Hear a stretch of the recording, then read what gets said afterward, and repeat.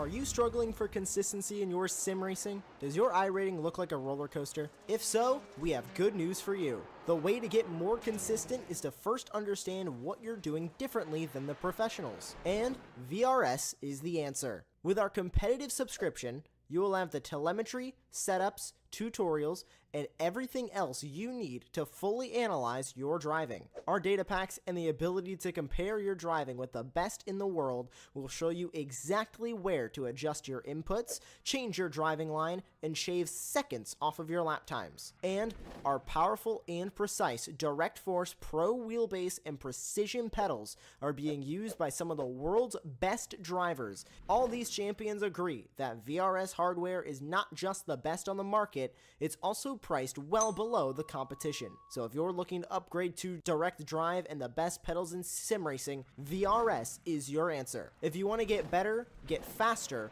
and make it happen sooner rather than later, you owe it to yourself to find out why so many people are switching to VRS. You'll be so glad that you did. Visit www.virtualracingschool.com and learn why the best use VRS.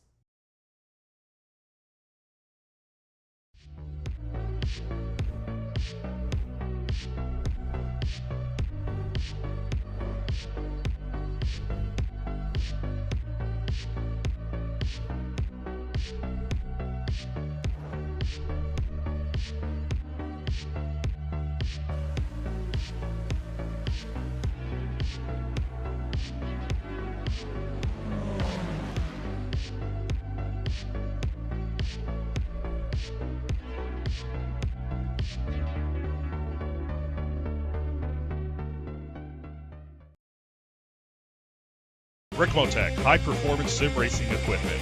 There's only one place to go, ricmotech.com.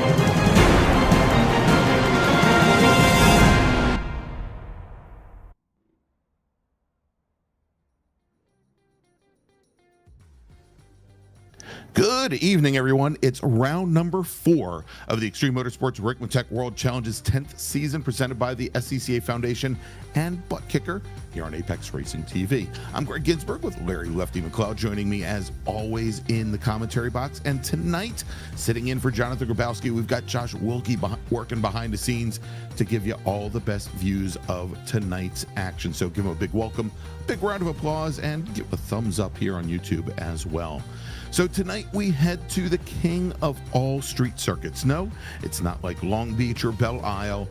It's not tight or all that twisty. And our GTP and GT3 racers, well, they won't be confined by walls mere inches away from their window nets. And it's actually a combination of both public roads and a purpose-built road course. Tonight, our combatants will be able to properly stretch the legs of their sports car steeds, as they'll have 8.5 miles to think about their next lap's strategy. Both speed and endurance, as we have our 90-minute race of the season, our first 90-minute race of the season, and our drivers will definitely be put to the test here at the Circuit de la Sarthe, better known as Le Mans. So good evening, Larry, and welcome to perhaps the ultimate track for the World Challenge. It just might be. It's kind of like they were built to be here or something. I don't know. Kind of, sort of. Yeah, and not the first time we've had our World Challenge visit Circuit de la Sarthe, but I think, as always, these drivers have kind of looked forward to this one. And as you mentioned, this is one of our 90 minutes. So it's kind of like our little mini 24 hours, so to speak, over the course of 90. So it's a little long. Strategies change. And setups are probably going to be a big part of it, as tire wear and all that stuff plays into such a long race. So it'll be an interesting night. Yeah, indeed. Now, typically in the World Challenge, we'll see our drivers take at least one pit stop because of the length of this race, 90 minutes long, and because of the amount of flat-out running that these drivers are going to undertake and partake here at Le Mans. We're going to probably see most of our drivers come down the pit lane for 2 different pit stops, and so that can really play into the strategy for a lot of these racers. But let's do this, Larry. Why don't we turn things over, as we always do, to Kevin Ford, where he's going to give us our slightly longer than normal track guide here in the World Challenge of the Circuit de la Sarthe. Welcome, everyone, to La Sarthe, France, and Circuit de la Sarthe, and the home of the 24 Hours of Le Mans. That's right, we are here at this legendary 8.4-mile road course, a track that dates all the way back to 1923. That's right, Le Mans is a combination of public roads and permanent circuit, and it has been that way since day one. Of course, the track has been grown upon and added to over the years, and we're about to see the beauty of this incredible track. Here we go. Let's get ready to head up the front straightaway here as we see the beautiful grandstands on the left and right as we approach the start-finish line here. Coming across it now as we head up into turn 1. This is a very fast entry. Very exciting entry to turn 1. Love this corner. Coming down into a right-hand sweeper. We're going to get hard on the brakes. Get down through the gears here and get ready for this very tight first chicane. Up through Dunlop and heading up underneath the Dunlop Bridge. This will be a slight left-hander and then back to the right as we come down the hill into Tetra Rouge. This will be a hard left-hander. A little bit of a banked corner, which is nice. Gives you some good momentum up and out. But then you got this light crest here. It gets the car light.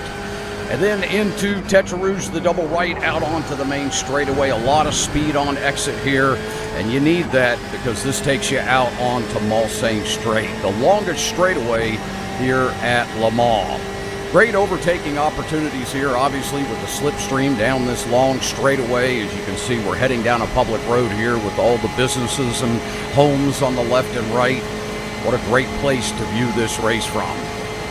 Coming down into the first chicane here on Mulsanne, we're going to get down into the gears at the 100 marker, into second gear, trail brake, let it roll off that second exit, and right back up through the gears, taking just a little bit of curve not to upset the car. Back out onto the next section of Mulsanne Straight. Again, slipstream opportunities here, obviously, in the first couple sectors of the lap. A lot of speed here. We'll be hitting speeds of upwards of 170 to 180 miles an hour coming down into the second chicane here. 100 marker, back down through the gears, into second gear.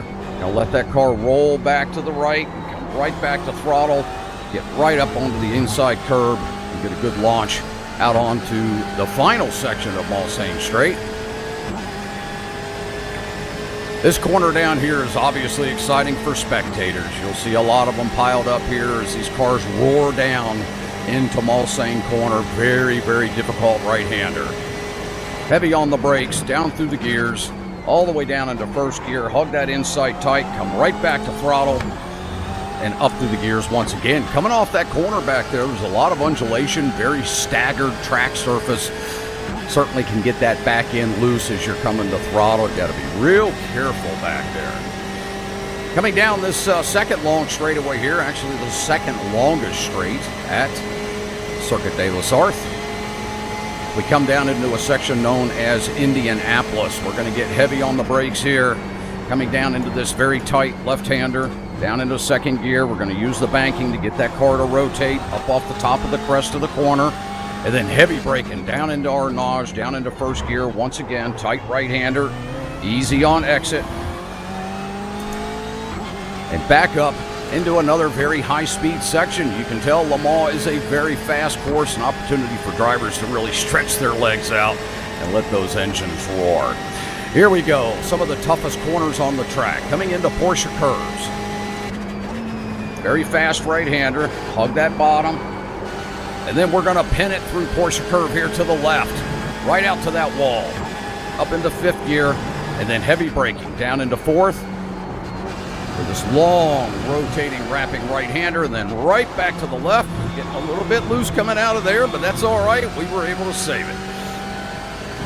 Coming through this little fast chicane, then we're going to come down into forward chicanes to wrap up the end of this lap here. Down into this quick left, right, down into second gear. Going to roll center, back to the right again, out of the forward chicanes, and right back up onto the front straightaway, across the stripe. There's your track guide for the wonderful, beautiful Circuit des Lessarts here in Lessart, France. Thank you for being with us. And thanks so much to Kevin Ford for tonight's track guide of the Circuit des Lessarts. And Larry, it's a good thing we had a chance there to, go have dinner. We did. Go take out the trash, do the laundry while that lap I had was some going. escargot. It was fantastic. Yes, exactly. Yeah, had to get our little bit of French culture in here, as we've got drivers on track right now, and some of them, I believe, are actually starting their third flying laps already. That track guide took so long. Larry, what we've done tonight, we typically here in the World Challenge give our drivers 15 minutes in which to set their fastest lap. We give them 4 opportunities, 4 flying laps in which to do so, in which case they have what is known as lone qualifying, where they've got the track all to themselves. We've extended qualifying a little bit to 20 minutes in length, primarily because of the length and the nature of this race course. But we already have some drivers that have put down 3 flying laps, Larry, and they're working 4. But let's do this here. Let's quickly run down so our viewers know what they're looking at with the different classes that we have on track. Right now, we're looking at Ken Copeland. Ken is currently our provisional pole sitter in the GT3 Pro class. And the way you can tell that he's in the Pro class is he's racing there for the wrong stuff. Our GT3 Pro drivers, they've got red number boards on the sides of the car and on the hood. They've got red mirrors and windshield banners and red end plates on their wings. And you'll see them there on the ticker in red. And you can see there, Ken Copeland, currently our fastest driver. Now let's jump over and take a look at GT3 AM. And if you're looking at the left-hand side of the screen, well, you're going to get a pretty good idea. There's Adam Ballard. Adam is currently your provisional pole sitter in GT3 AM. We can pick out our AM drivers because they've got the green number boards on the sides of their cars. They've got the green windshield banners, mirrors, and end plates on their wings. And Ballard there, I'm sure his Rockefeller Racing teammates and crew are very, very happy that he is currently your fastest driver out on track. And well, our GTP racers, Larry, I'm going to have to kind of defer to you, but I don't think most people have an issue telling the difference between a GTP car and a GT3 car. But there are several different GTP cars, but they all kind of look like, well, prototypes. Exactly. Yes. And there is Nikki Chan from Last 10th Racing. When she completes qualifying, hopefully we're going to have her in the booth and have a chance to talk to her. We will have him in the booth. Hopefully. Oh. Yes, as he's finishing his lap. Gotcha. Another one of our GTPs is Polly Grant driving one of the Acuras. Whereas the Ricmotech World Challenge hype man, Polly Grant. Yes, he is. The best promoter we've got. All right, so it looks as though Bailey Petrowski, who is currently our point leader in GTP, looks like he called off his final flying lap, but at the moment still has almost, Larry, about a second and a half on the rest of the field, on Nikki Chan, on Polly Grant, on Ben Rose as well. Ben Rose, who is our fastest driver in testing this week. And just to give you an idea, whereas Petrowski has run a 321.5, Ben Rose ran a 323.36 in his Acura, and the decision was made to throw a little weight at the Acura based on its performance compared to some of the other GTP chassis this week in testing, and has an extra 15 kilograms of weight bolted to it here, but it doesn't seem to be really affecting drivers like Petrowski or Polly Grant or Ben Rose. Yeah, no real effect on it yet, so we'll see if that plays a part in such a long race here tonight. Got a good shot here at Ryan Reisman of him, as well as his car running his laps. And he looks like he's into it. He's got that intense look on his face here. As he always has that intense look. Yeah, as he's finishing up his fourth lap with a couple of corners to go. Currently 7th on the provisional grid. And he's only a 10th off of fellow Cadillac driver Milan Harris. Let's see if he can eke out a little bit of time, move out of that 7th position, maybe move up to 6th as he comes on to the front straight. And does he improve? No, he does not. As a matter of fact, it looks as though he may have had somebody jump up ahead of him, also jump ahead of Milan Harris. And was that Dalton Fred? I think Dalton Fredericks just put himself 5th. The Cadillac, another one of our Cadillacs, but he slots in. That drops Ricmotech now back into 8th. Yeah, so some late moves here as we got a good shot here. Ilya Speaker in the Rockefeller Racing Porsche, starting another lap. This be Ilya's 4th lap, now getting underway. Currently 3rd in the AM category, 8th overall in GT3s. 3rd or 2nd? Speaker currently 3rd in GT3 AM, 8th across all of our GT3 racers. Now, even though we have our GT3 drivers broken into the 2 different categories here, they will start based solely on their lap time. So we will have the GT3 AM and GT3 Pros intermixed.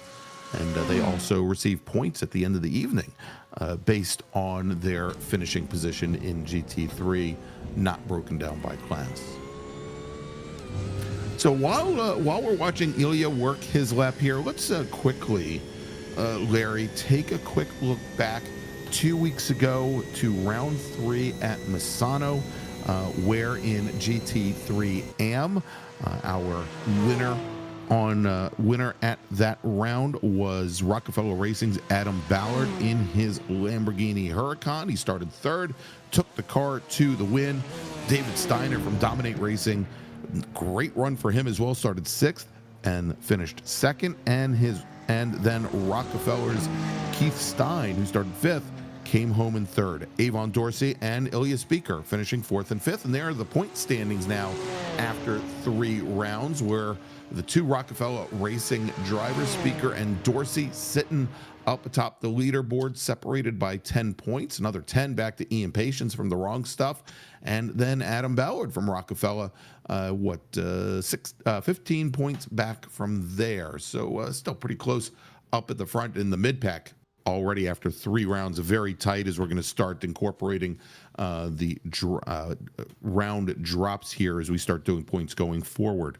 Let's take a look at GT3 Pro, where Ken Copeland from The Wrong Stuff went from 2nd on the grid to take the win. Orion Racing's Leo Dragota finished 2nd. His teammate Travis Schwenke finished 3rd. So it was a Mercedes on the top of the podium and then 2 Porsches splitting them. Brian Bennett from Sector 5 Racing came in 4th in his Audi R8. And then we had Jennifer McDonald in her return to the World Challenge for BTL Motorsports. She finished in 5th in her BMW. There are the point standings up at the top. 13 points separating our top 2 drivers there, Leo Dragota and Mike Dam. There at the top, and then we have right below, I believe it is Michael Brooks. Actually, you know what? I'm looking at a very different order right now. We'll verify this. I've got Leo Dragota at 182 points, 34 points clear of Hartley, with Dam another 15 points back from there. But we'll take it under advisement. We'll figure it out, and we'll have that might be the standings after 2 events and doesn't include the last round in there. But yeah, I think you're right. Exactly. Dragota's got the overall lead right now by a substantial margin on his teammate Hartley and Dam. 34 points. Yeah. All right, let's take a look at GTP, where Bailey Petrowski took another win this season. Took, I believe, his 2nd out of 3 rounds, with Rockefeller Racing's Milan Harris finishing 2nd, and then his teammate Aaron Beaver finishing in 3rd. It was an Acura on the top of the podium, a Caddy and a BMW flanking them, and then 2 Porsches, Elias Halabi from Lay Pro Racing and Nikki Chan from Last 10th, finishing just off the podium 4th and 5th. And if we take a look at the point standings, let's see if we've got the same thing. They may also be missing one of the events, but I think it's Bailey Petrowski should be on top of the standings ahead of Nikki Chan, then Milan Harris in third. Exactly. So 15 points separating our leader from Nikki Chan, another 7 back to Milan Harris, and then only 2 points back to Ryan Reisman from DNA, currently sitting 4th in the championship. Do you want to bring in our pre-race guest? I would like to do that, Larry. Let us bring in, if I can find, he may have just bailed. He was there about 5 seconds ago. Yep. Well, if Nikki wants to come on back in, I'd be happy to talk to him. But yeah, he may have decided it was race time. Yeah, he may have heard me refer to him as she, and got a little upset at me. Everybody else. We do appreciate the admins having their bio file for us, and it gives a little background of the driver, and it clarified Nikki for us. Appreciate that. Yeah, absolutely. So of course I got that wrong once again because I can't read, Larry. I thought math was your problem. Apparently reading is. Everything. I should have flunked out at school. Should have flunked out at school at a very young age. All right, so we've got about a minute and a half remaining here in qualifying, and yeah, it looks like Nikki Chan has gone back to get ready to head out on track where he has qualified second in GTP, and the majority of our racers have completed their final flying laps. I believe the only drivers that we show still out, and they called off their final flying laps. There's Charlie Hosea in the 100 BMW, and then Jennifer McDonald, oddly enough, in the number 99 BMW, having called things off. Jim Pfeiffer is there out on track in the 00 Porsche. Jim is just getting in a little extra track time while he can. He completed his final flying lap to put himself 12th in what is going to be tonight, Larry, a 14-car GTP field. So another nice, well-stocked GTP field. And yeah, we've got 11 pro drivers, which I think is our biggest pro field of the season so far, and 17 AM drivers. Great field. And look at the gaps between what the pro times are in the top 5 versus the top qualifying AM. It's significant tonight. Look at the lap times into the 54s for both Copeland and Brooks.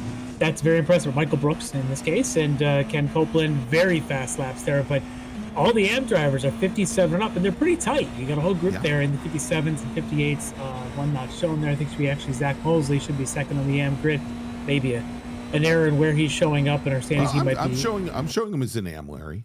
Yeah, but I think in our standings on the screen, he's shown it might be coming up in the pro instead of AM. But we've got him. Oh yeah, it should be Adam Ballard, and then Zach Mosley and Amelia Speaker. So and Ballard and Mosley will be starting on the same row together. So it'll be very interesting. Those guys having similar pace could be a good fight on tonight. All right, well, Larry, we've got our drivers starting to grid up. Why don't we start to run down the starting order? You want to start off with the GTPs, and I'll jump over, and we'll kind of share the GT3s, I think, tonight. Will do. All right, so starting the poll tonight, he comes into tonight with a winning streak of 1, and he is our points leader. Bailey Petrowski, D2D Sim Racing, cracked a 3:21.5. That is just moving around this place. He's going to be on your pole position. Alongside of Bailey is going to be the second in the point standings, Nikki Chan from Last 10th Racing, going to be there on the outside of front rows. Row 2, Bailey's teammate, Palikumi Grant from D2D Sim Racing on the inside, lined up alongside Ben Rose from DNA Motorsport. Row 3 on the inside, we got Dalton Fredericks representing Warrior Enterprises, alongside another DNA entry, Tanner Dibble. Row 4 on the inside, Rockefeller Racing GTP, it's Milan Harris, alongside the third of our DNA Motorsports entries, Ryan Reisman.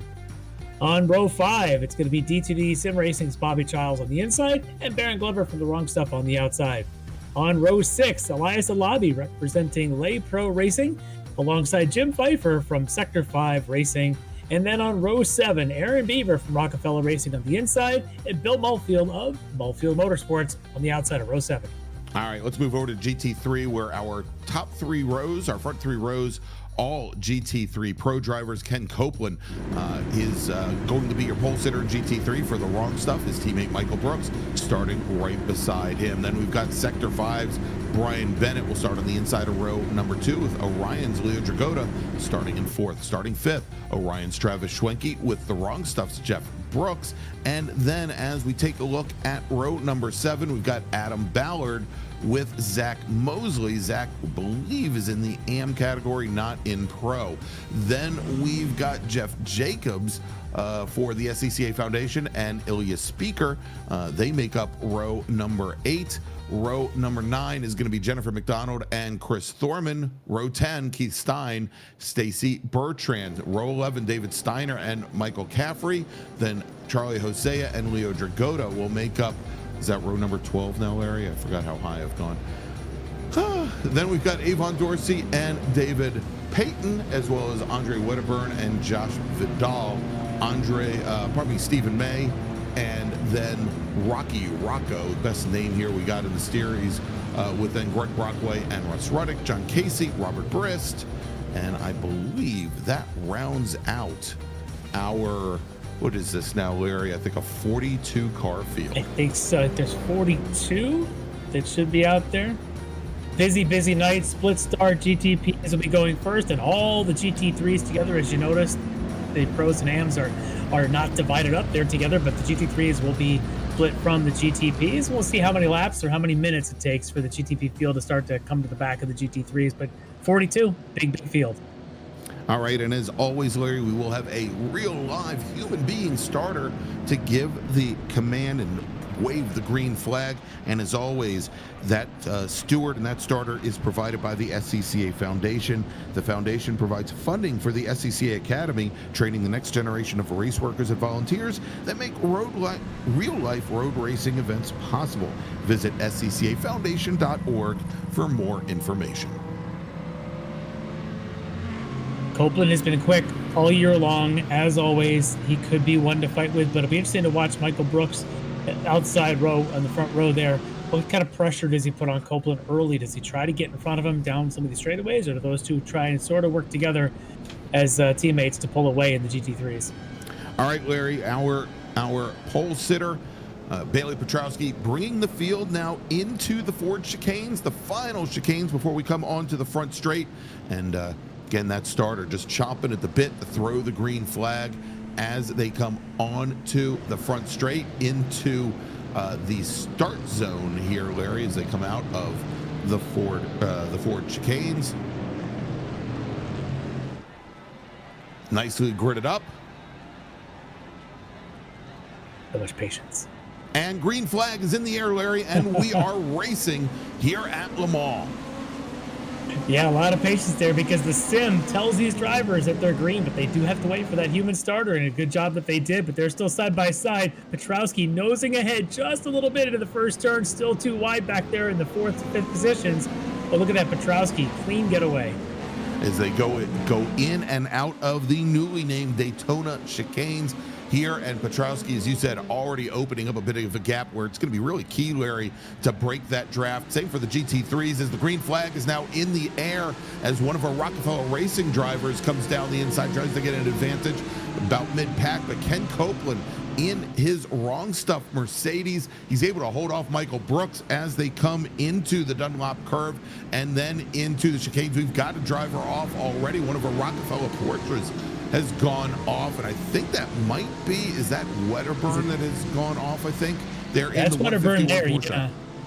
And then the 44 is Avon Dorsey from Rockefeller that had gone off as well. They look like they're able to continue. We've got a car off there coming out of that first chicane. Didn't catch the number on that one, but one of the GTPs is off. As already we are single file in GT3s. Copeland leading Brooks. Leading, I believe that's Dragota. A little gap as we get back into the field here with Ballard and then Jacobs and Speaker. Ballard, your AM leader right now, as they lead that train into the first chicane, while the GTPs are heading into the second. That's Bobby Childs. Good move by Bobby, getting the pass done on Ryan Reisman's Cadillac there as they came through the first chicane there down on the Mulsanne Straight. So that behind them is the Tanner Dibble, the 963. You can see him going slowly. He's got some damage on what looks like his left front. May have had an issue in that first chicane. And yeah, here, he's very Larry, slow.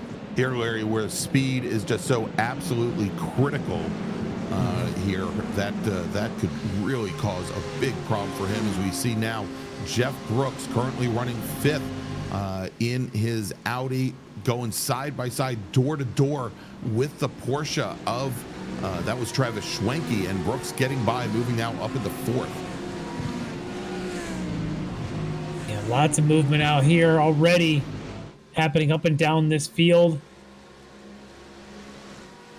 Look at this. They're all now 3 wide at the back.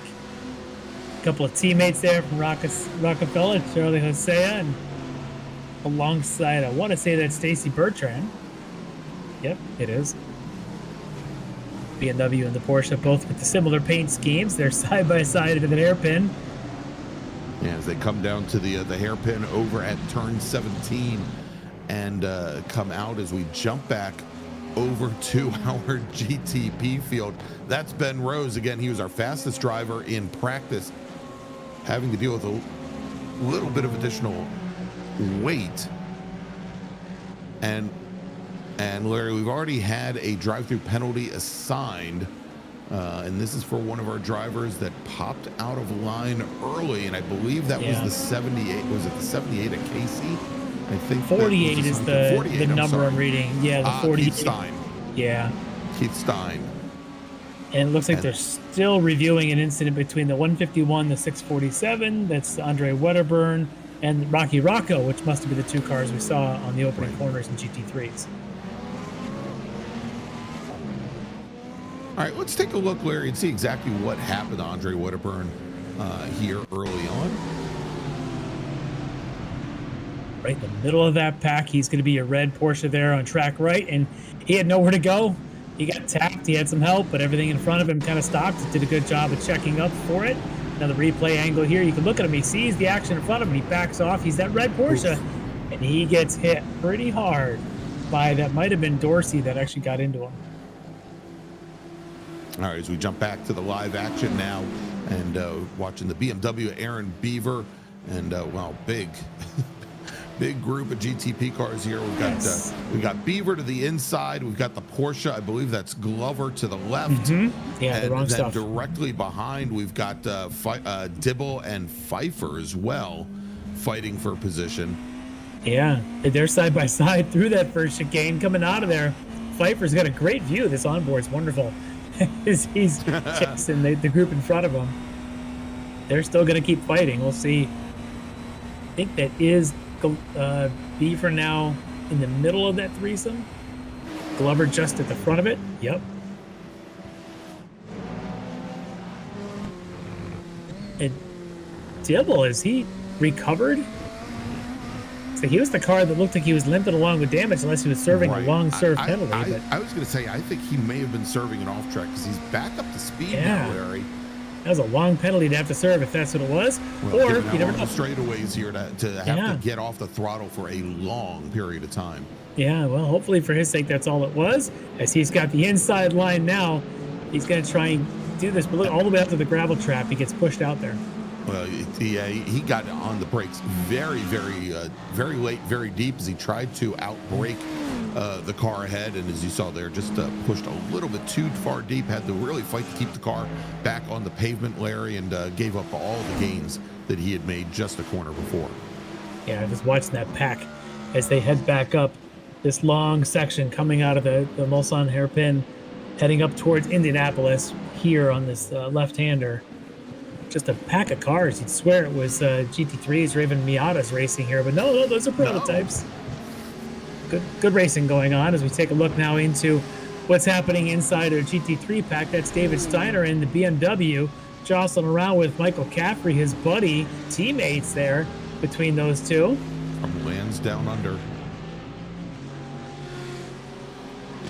Yep. This looks like Thorman trying to get around Jeff Jacobs.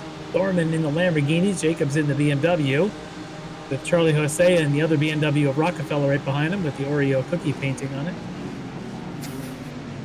It's my favorite. Oreos.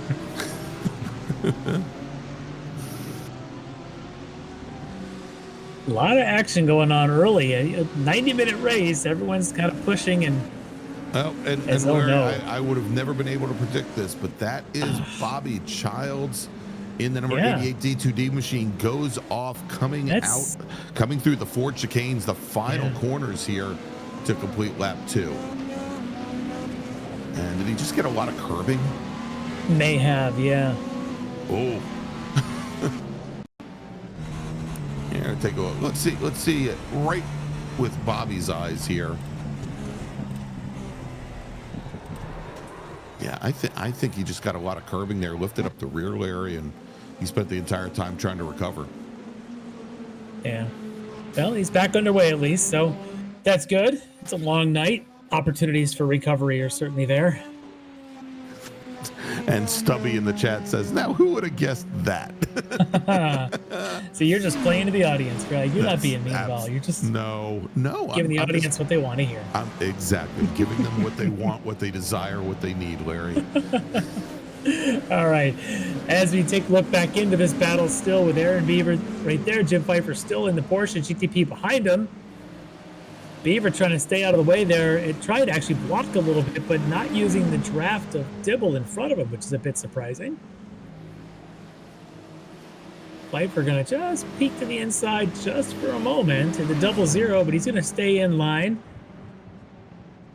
They're heading down to the Michelin chicane. A little slide there, though, for Big Beaver slide. as he was coming out of there. Yeah, it didn't quite get the power down like he wants. That's just going to hurt his ability to keeping up with Dibble, who was obviously on a bit of a recovery, having started this race up in the top 7. And you'll notice there we have a nice little shot of Bill Mulfield. Mulfield's been on the pit lane now for probably about a minute and a half. Looks like he's been trying to get, about a minute and a half now. Looks like he's been trying to get some things repaired, and probably somebody else in need of repair. Jeff Jacobs, Larry, let's take a look and see what happened to him in the exact same place over at the Ford curves. Oh, he got a little help, Larry. He may have. Ooh, and he backs it into the wall there on the other side, but no, that was not fully self-induced. No. We probably will see him again, I suspect, to take those repairs and make his way back out there. He's right there at pit entry, so maybe the tow won't be 9 minutes long. We'll see. Yeah, and I think that might have been, was that Josh Vidal, I think, that ended up getting into the back of him. But we'll see if the stewards take a look at it. They are looking at an incident involving the 119 of Lucas Dragotta and the 55 of Stephen May. So we didn't see that one yet, but they have reviewed that one. No action coming from that one, so maybe they'll take a look at the Jeff Jacobs incident here in a few minutes, and we'll get you an update if they have one.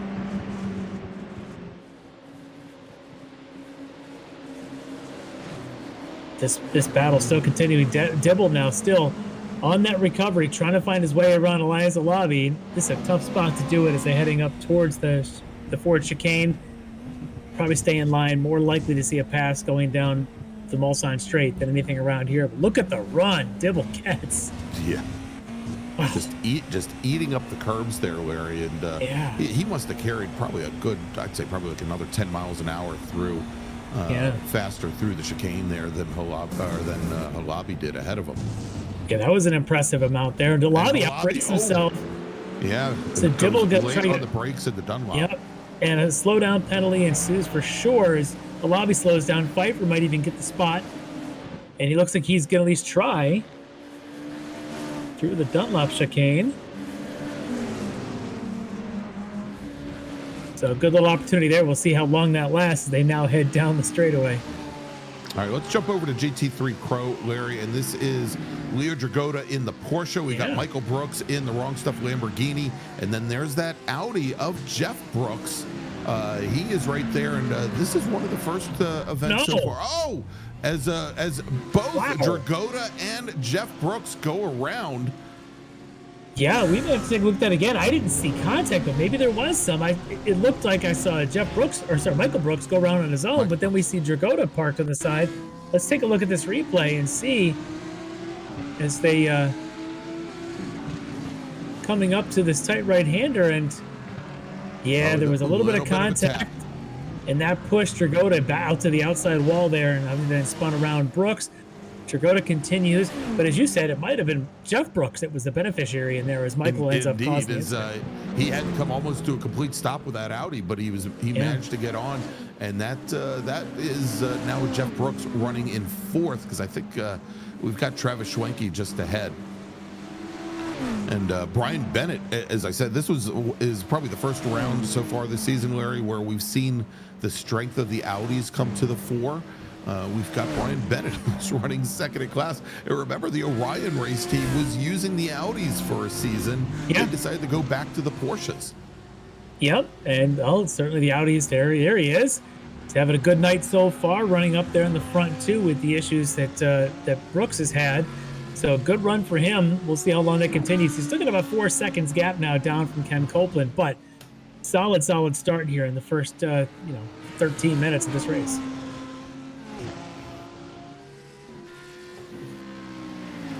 Yeah, keep your eye on Travis Schwenke. There he is. He's in the Porsche, one of the Orion cars, just about a second and a half back from Bennett. You can see the lap times. He was about a half a second faster the last time around than Bennett. So we could have a good little fight on our hands there for second before this thing's over. Jeff Brooks, of course, he's about 7 seconds back, but he is in that fourth spot. All right, and we're not showing it on the timing scoring on the left-hand side of the screen, Larry, but Zach Mosley, in the number 37 Mercedes, he is currently your leader in AM, and he's got a little bit of time now on Adam Ballard. So although we're showing Ballard as your leader in GT3, but there he is. He's currently running second. There is green windshield banner, green end plates and all. That's your AM leader, having a good run. But right behind him, you can see is Ballard, second in class. So that's a fair fight going on right there. And those guys are only about 2 seconds down from where Jeff Brooks is running fourth in pro. So a good little fight, all three of them, two of them together in class.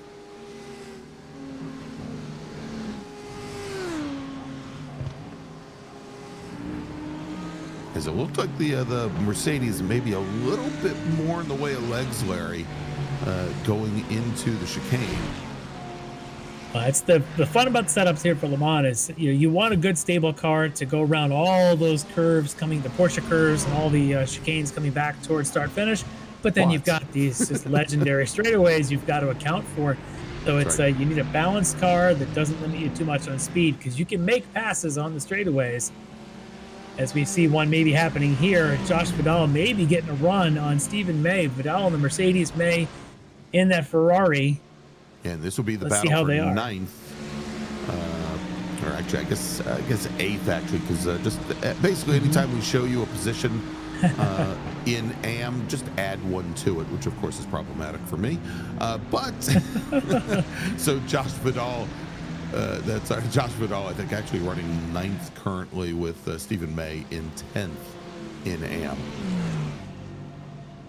And there you've got our GTPs now, some of them, Bill Mulfield being one of them, making his way through the field of GT3 cars. Mulfield started this race on the last row, and we saw him in the pits early, right.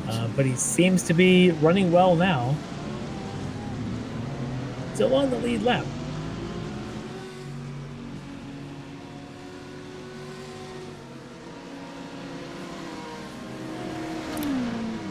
And Larry, there is a considerable delta between what the GTP racers run and what the GT3 racers run here at Le Mans. You could imagine in practice this week, the difference, the delta was almost 20 seconds.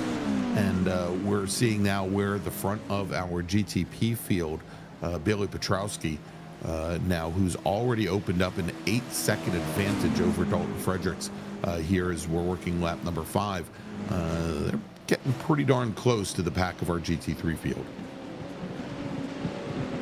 Just watching here as, again, Tanner Dibble on a bit of a recovery drive is making his way through, but he's coming up now with Baron Glover. And it almost looks like Dibble is just taking an opportunity here behind Glover to maybe do a little fuel save, maybe try and get an extra lap at some point in if he thinks he's marginal, but taking the opportunity there, not really pushing the issue. But Petrowski now, your race leader, 8 seconds up on, I think, everybody.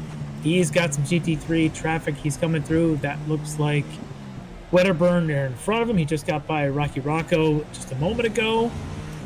Petrowski, there he goes, starting a fresh lap. He'll just now starting his 6th lap.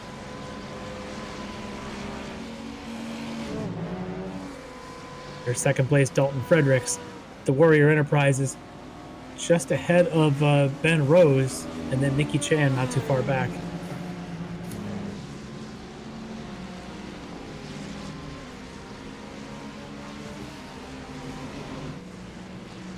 And there is our leader, Bailey Petrowski, and as you said, coming up right to the back. That's Greg Brockway in the 62 machine. Yeah. And then Avon Dorsey in the Rockefeller Racing entry, the 44 car, just got by there for Bailey. And then a couple of Ferraris just ahead, it looks like. And we've had a couple other drivers head to the pit lane in the GT3 field, Larry, with some issues. Jennifer McDonald as well as Elias Halabi. McDonald now running 8th in pro, and she's been in the pit lane now for a little bit over 5 minutes. The saving grace is, I think she is as she's there and pitted in at the end of lap number 3. Lucas Dragota there, Jeff Jacobs there, David Payton, Michael Brooks, and Keith Stein as well. You see a bit of a BMW parking lot there in the pit lane, and of course our GTP entry there. That's Elias Halabi in the Porsche.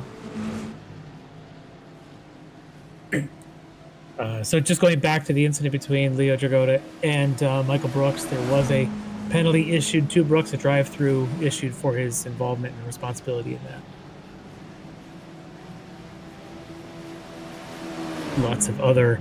Lots of other incidents also getting the no action, so we'll just try and cover the ones that they do make a ruling on. As Dibble continues behind Baron Glover, not really making an effort to get on by. I'm wondering if maybe Glover's running less downforce, and that's helping Dibble a little bit. Yeah, maybe pulling him along just a little bit. Maybe trying to do a little bit of fuel savings. Well, now he's going to make the move as we're talking about him. So he almost looked like he was bump drafting with him, but Dibble now coming into the hairpin. It's got the inside line for Glover. Outside Dibble does make the pass. We'll see now if there is a aero difference and if the trailing car here, Glover, has an opportunity.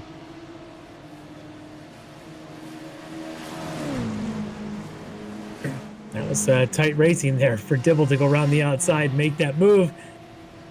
And remember, Larry, just a lap before, I guess it was 2 laps before, we saw him go very deep into the hairpin, trying to make a pass and push wide. Took a little bit different approach. Oh, he's going to go around. Dibble into the wall even. Boy, he's just having a rough night. It is, and just had the rear end of him walk around, maybe a little bit of a brake bias issue there, Larry. Perhaps, but that was an issue going into Indianapolis for sure.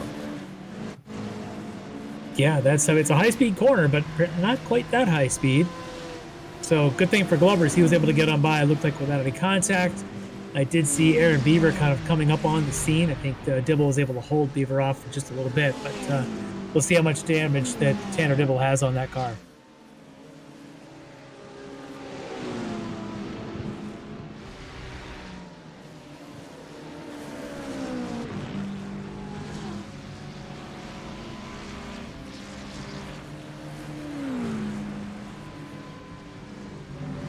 Dibble was your defending champion last season in GTP, so one of the favorites here, finding his way into lots of trouble early on.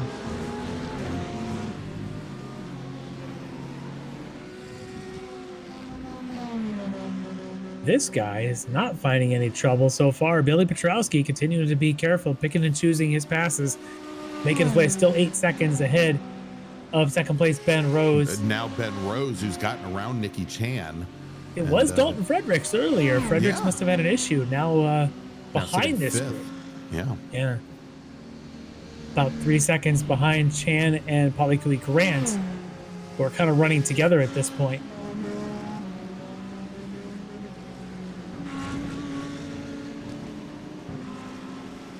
Rose last time by a 3:29, but his best a 3:24. Petrowski's about a whole second faster at 3:23. Bailey just kind of on another level tonight. Now, of course, that's a little bit. That's about 2 seconds off of his qualifying pace. But at this point, Larry, I don't see the need. And of course, in qualifying, with lone qualifying, he didn't have any traffic to contend with. Now, obviously, it's a very different scene here than what he had to start our show off in qualifying. As we're now looking at Nicky Chan in the 10, the 010 last 10th machine.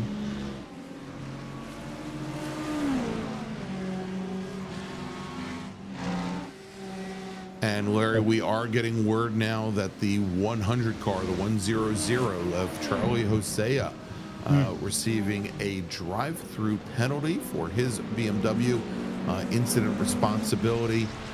With, I believe that was actually, I believe, the incident with Jeff Jacobs in the 38 It was. car. Yes, it was.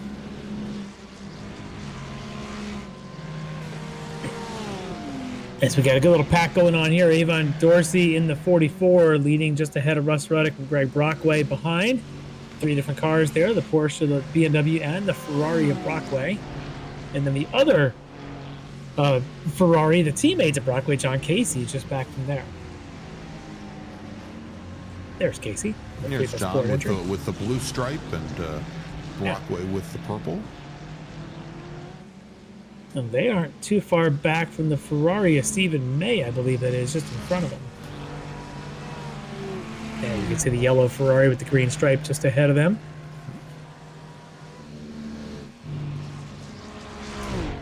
But he may find himself under attack here very soon, very, very soon.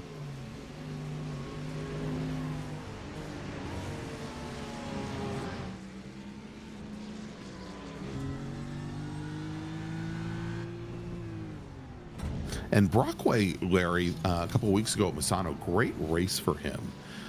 He started off in 13th. Started off in 13th position, but worked his way up into the top 10. And John Casey finished directly behind him, started 15th, and finished 11th in what was a 16-car field. So a real good run for those two drivers. They are now sitting in the championship. John Casey at 14th. And where do we find Mr. Brockway? Mr. Brockway now 5th in the championship for Frito Sport. Yeah, it's just in awe of the speed delta and watching Aaron Beaver running through those Porsche curves. It just many, many miles an hour faster than GT3s, and at this point even quite a bit quicker than Jim Pfeiffer in that Porsche GTP up there in front of him. You can see that one right there. A little bit of slide there for Pfeiffer. He's going around Chris Thorman in the 60 GT3 car. But yeah, watching Aaron Beaver just smooth and fast right now. He's going to be right up on the back of Pfeiffer, I think, momentarily. All right, that is Charlie Hosea serving his drive-through penalty now. And you know, Larry, the pit lane here at Le Mans, as long as this race course is, it's getting busy, but it also seems very short compared to what we saw at Misano just a week ago or 2 weeks ago. Yes. Yeah, exactly. That was an extremely long. This place, consider the size of the track, you'd expect it to be like a 2-mile long pit lane, but no, it is very, very short. But as you were talking about the speed differential and the deltas here, we expect, and it seems so odd when we talk about a 90-minute race, that we expect the GTP cars to only complete maybe 27, perhaps 28 laps. It doesn't sound like a lot, and the GT3 drivers only 23 laps over the course of the 90 minutes. But they're only on their seventh. Yeah, they're only on their 7th lap right now, but. You had seen a minute ago, we were looking at, I believe that was the 44 of Avon Dorsey that was sort of catching the pack. Well, he's not only caught the pack, he's breaking away from the pack. He's gotten around. Stephen May seems to be slowing up a little bit. Now, so Dorsey's pulled away from Ruddock and Brockway and Casey, as now Stephen May in a yellow Ferrari is sort of nestled in the middle of them right there. But yeah, the pace right now of Avon Dorsey, very strong. Very strong. Yeah, so you know my point being though, as far as the delta, the differential, that over an 8-mile race course, Larry, that the GTP racers are going to be running an additional 4 to 5 laps. You know, that's quite the difference. Yeah, you just think of that in terms of distance: 5 laps, 8 miles, 40 miles of a 40 longer miles, race exactly. in the same amount of time. That is a massive speed delta between them. But tell you what, they're having a good race here again. You've got Jim Pfeiffer. I think he's got and that's right behind him, Aaron Beaver. Yeah, and Beaver was catching him before. Looks like he's caught him. Let's see if he can make his way past him. Beaver, of course, Rockefeller Racing. Sector 5 for Jim Pfeiffer. They've got, should be Travis Schwenke there in the 16 Orion car, GT3 Pro. He's currently running 3rd in GT3 Pro. And that's Brian Bennett, who's running second. Yeah. The Sector 5 teammate there, letting his Porsche brethren make it, German car brethren make it through.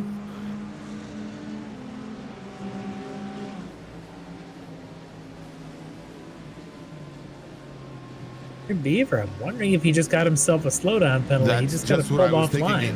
Yeah, he very quickly pulled off line, Larry, and also came. We see here the drivers behind picking up considerable ground. Yeah, he definitely ended up losing some speed there. And you know, frankly, as we look just ahead and we look at the Pfeiffer car, it appeared as though he came off the throttle as well when he got onto the straightaway.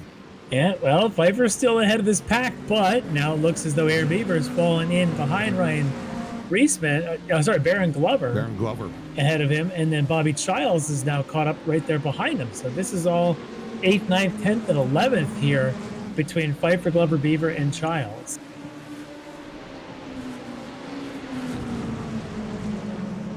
Three different makes of GTPs represented here. Porsche, BMW, Acura, just in this small little group. Look at that. Good little train going on. And your leader in GT3, Ken Copeland, saying, guys, just leave me out of this. Yeah, go, please. If you can do it before the chicane, do it before the chicane. Yeah, and that's not what Copeland wanted. Oh, no. Oh, no. Exactly Larry. what he was trying to avoid. And Bobby Childs gets caught up in the middle of it. Oh, no. And that was a big hit, too. And, Copeland's car is done. Ken Copeland getting caught up in that. And Larry, does that count as the announcer's curse? Because I hope not. Oh, gosh. For Let's take a Copeland's look sake. and see what happened. So, yeah, there's Copeland, your leader in GT3 Pro, saying, I want to staying all the way out of the way. And the contact happens there between Beaver and Glover and takes him out. And puts Copeland right into the Armco right before the chicane. Here's another look at it, I think. Here, Glover gets on the brakes. Beaver underestimated how much brake can be done, and Beaver gets into the back of him, causing all three massive damage. These two may have continued. We'll have to see, but boy, look at that. Just enough tap. And over and right on over into our GT3 Pro leader. Oh, that is so unfortunate. It really is. And the victim in all that really is Ken Copeland leading this race, which means we have a new leader in GT3 Pro. It's this guy, Brian Bennett, in the Sector 5 entry, and the battle for the lead because Travis Schwenke is 2 car lengths back. He's right there in what was looking to be a pretty big and maybe not an easy run very early on for Ken Copeland. Now is definitely turned into a 2-car fight for the lead in GT3. As we jump back over, this is Bobby Childs putting some pressure on Baron Glover directly ahead as Bobby looks to go deep into the hairpin, can't get it done.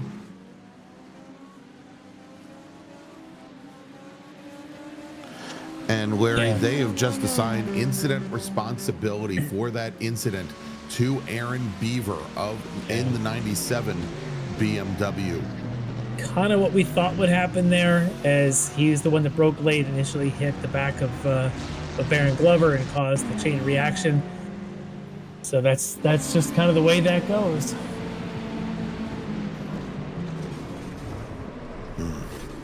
Yeah. And there you go. And there it is again from over top. Oh, that is such a shame. Yeah. All right, let's go back again, Larry. Childs and Glover not done yet. Well, maybe Baron Glover is. Glover's going to come down the pit lane and he may have some damage You know, he actually hit the walls pretty hard. Aaron Beaver looks like he'll have a penalty to serve, but he also may have had some damage. I don't see a ton visibly, at least on Glover, but he may have enough that he needs to get it done. He'll just do his fuel stop now as well, as we are 32 minutes into this 90 minutes marathon. Race.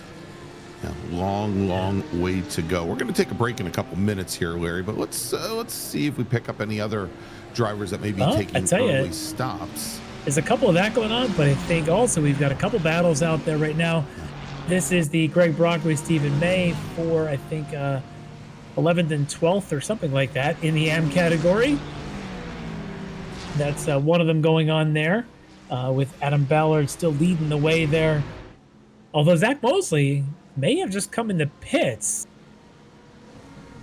There he is right there. Indeed, he did. That is going to drop Zach down to 5th in AM momentarily. So far, he's still dropping. Yeah, so I'll tell you, Larry, the GTP cars, we anticipated that they could probably make 10 laps on a tank of gas. They are now, our front runners, getting ready to complete lap number 10, and we can see that our GT3 drivers starting to come down the pit lane. A lot of our AM drivers followed Mosley in. Ruddick came in, and his teammate Casey, Rocky Rocco, pardon me, and Andre Wedderburn in as well. We think that the GT3 cars could only get about 9 laps, and they're complete. Many of them were just completing lap number 7, so coming in maybe a little bit early. Most GT3s, I think, just finished lap 8.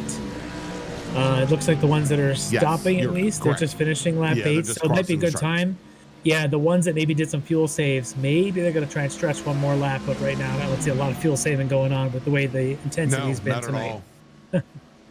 But I did notice, so Baron Glover did get back out of the pits. It's about a 50-second pit stop for him. I also saw Elias Alabi with no rear wing pulling back out of the pits as well at the same time. We'll see if he makes it go to get a couple laps around this place. It's going to make for a very quick car on the Mulsanne straight. Probably it's not very quick anywhere else. Yeah, it's one of those cases where attrition starts to play in. If you can just turn laps, you can get points. So that may be what he's thinking. You can see him in the background there, as we've got in the foreground. That should be Baron Glover making his way around the battle we've been watching here of Josh Vidal and Avon Dorsey. Yeah.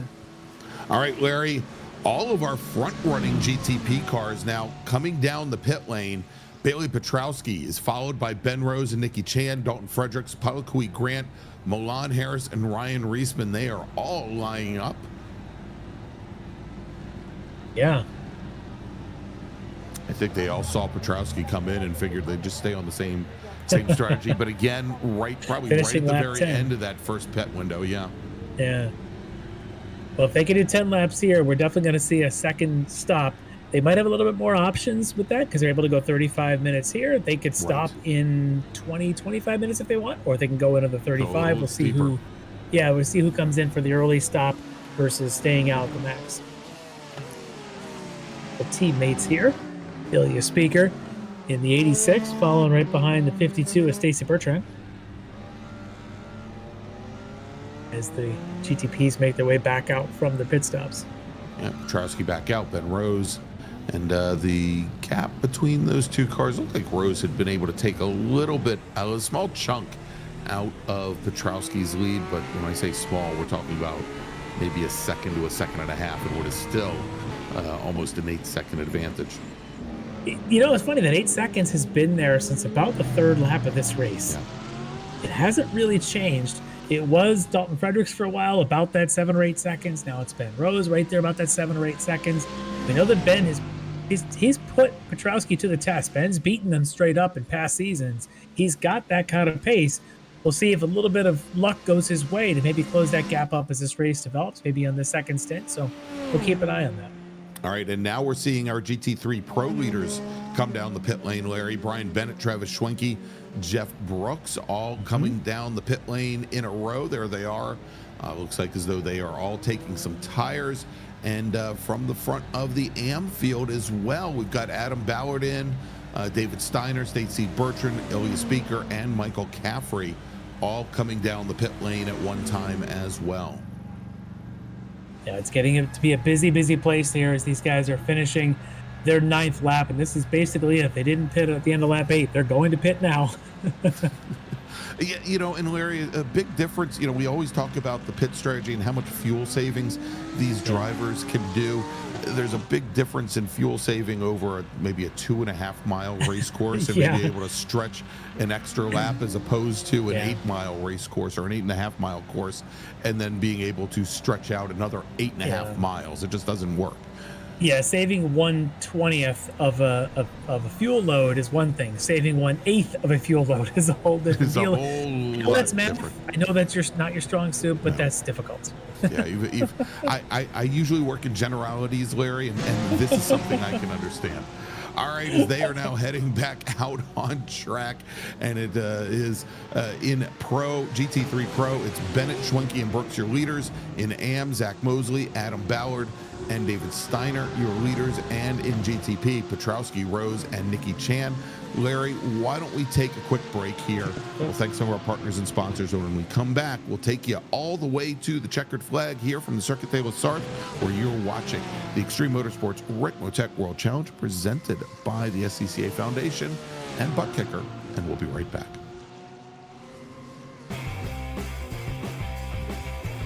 Ricmotech, high-performance sim racing equipment. Whether you're just looking to have fun, train for race day, or become a serious esports competitor, Ricmotech has you covered. Hundreds of name brand parts. Support from experts that love sim racing. Trusted by the pros. There's only one place to go, Ricmotech.com. No, but he was sitting there to the outside and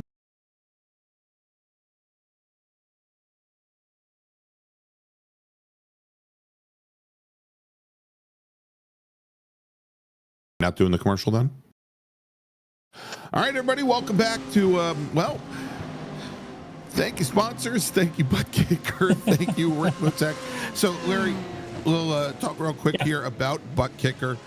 Because at the end of the season, once again, Buttkicker is going to be providing to one lucky World Challenge driver a Buttkicker Gamer Plus package valued at $279.95. And if you want to turn up the immersion in your sim rig, visit thebuttkicker.com. Also, Ricmotech, our title sponsor here in the World Challenge, they are starting to step things up for our drivers more so. Of course, they've been sponsoring all of our Ricmotech series for so many years, but in support of drivers, we're also at the end of the season, Ricmotech is going to be giving away $100 in Ricmo Bucks. That's right, Ricmo Bucks, based on a random drawing to one of our lucky drivers here in the World Challenge, and those Ricmo Bucks can be spent on purchases at Ricmotech.com. So I want to thank both Ricmotech, our title sponsor, as well as Buttkicker. Always We're back here with the action. Yes, lots of action here. As Josh Vidal now, you can see him right there in that little Mercedes, sandwiched between Charlie Osea and Avon Dorsey, I think. Yes, he does. A couple of Rockefeller Racing entries. Josh has been maybe having to. We'll see what he does here. See if he defends around the Osea. Oh wow! Look at that move from the inside as they come through Indianapolis, Larry. And right now, again, there's a small issue with our timing and scoring there on the left-hand side of your screen in AM. Vidal currently running 8th in AM. Hosea is 5th in Pro, and Avon Dorsey currently 9th in AM. The trailing car there, the trailing Rockefeller car. Because your AM leader is Zach Mosley at the top of the list. Ballard is running 2nd. Bertrand is... Steiner is the other one. Steiner is shown there, then Bertrand, then Speaker. Yeah. So it's Zach Mosley leading the way there in AM right now. 4th overall in this field. Pretty good run there for Zach so far. Yeah, and you know, Larry, as we noted before the race started, that whereas we've had, I think, for not just the first 3 rounds here this season, but also for a number of our rounds back in season 9, some of our AM category drivers have been putting their cars on the front row. They've been putting their cars on the second row in GT3, and we had here for Le Mans where the majority of the AM field was, they were starting, I think, back in row 4. And obviously with some changes up at the front of the field, of course, losing Copeland and some of the other incidents that we had early on, the fact that we've got AM drivers now, 3 of our AM drivers are in the top 6. I mean, that's very, very strong. Yeah, no, it's a very good run for some of these drivers. Mosley, Ballard, Steiner currently sitting top 3. You can see Steiner there. I think he was in the shot a minute ago, but you can see Thorman, and then just ahead of Thorman should be Steiner. There he is in the Dominate Racing BMW, currently 3rd in class.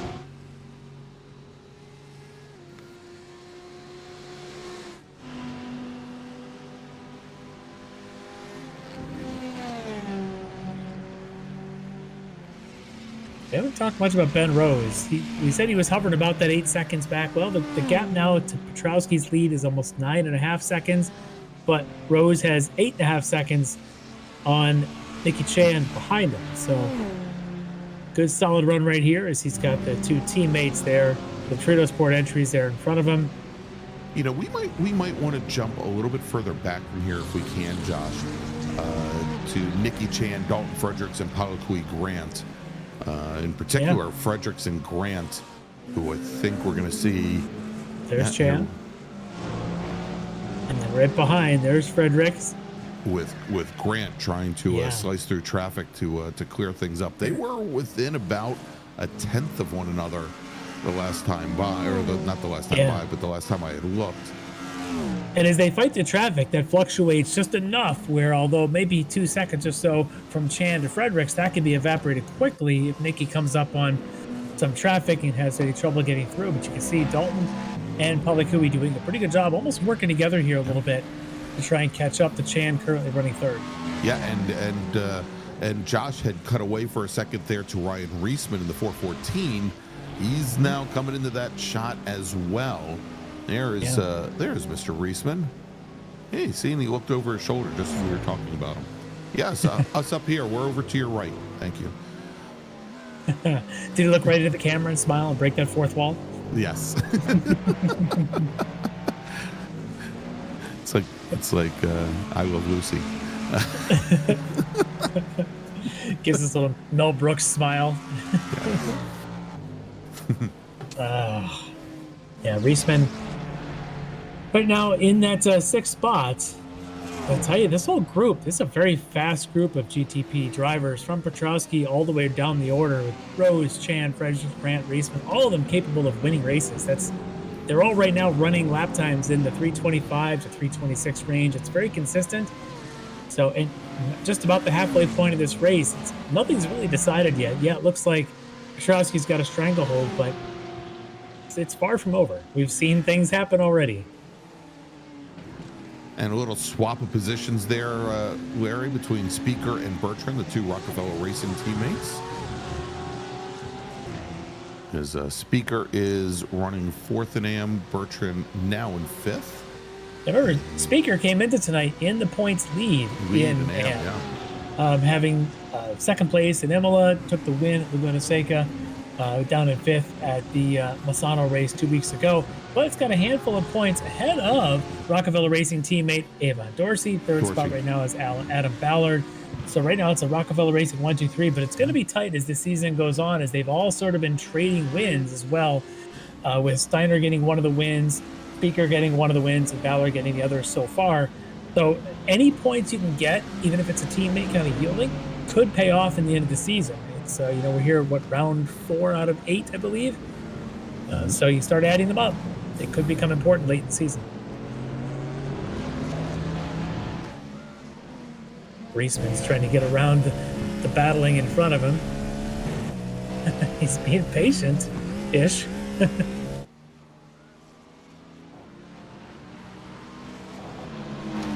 Gets around Vidal. Finally gets on by Hosea on down the straightaway. look at his face was, that took longer than it was supposed to. Exactly.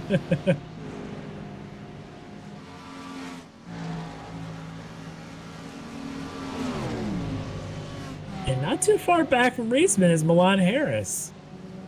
You see Harris just getting past that same pack of GT3 cars at the other end of the straightaway. Harris comes in tonight third in points. Reisman came in fourth in points. So again, these points battles really start to add up at this neck of the season. Harris comes in 2 points ahead of Reisman for that third spot. With Aaron Beaver, we saw he's probably out of this race. He was 7 points back from those guys in the fifth spot. So maybe a good opportunity for probably Grant. Good opportunity there maybe for Dalton Fredericks as well. Kind of move up the order.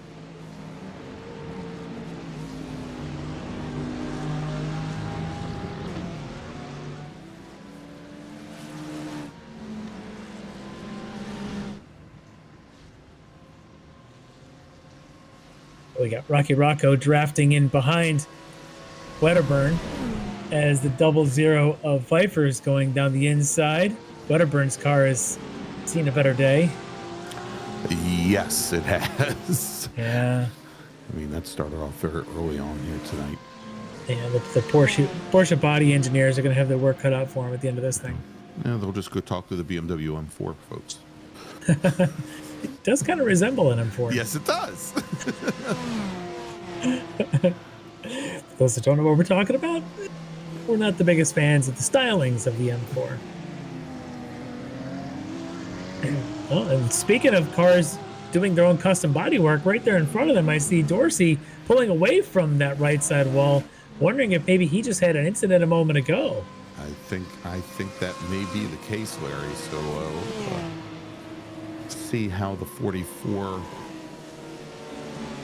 manages on here, especially as we have a lot of the GTP cars coming through. Wow. It's aggressive. Yes. Yeah, well, and it kind of had to be there, Larry, based on where they are on course right now, because this is the tightest portion of the course. And the closest battle right now on the track, this is the battle for third in GTP. Fredericks on the tail of Nicky Chan as they start a fresh lap. Fredericks took prior lap about 2 seconds out. Now these two have been locked in for about 8 miles so far. So Dalton Fredericks deciding this is the time to pounce. All that wheel movement.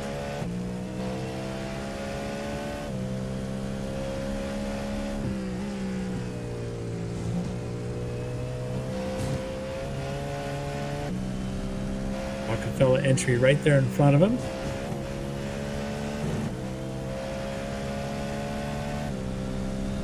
'29 entry. I thought Adam Ballard.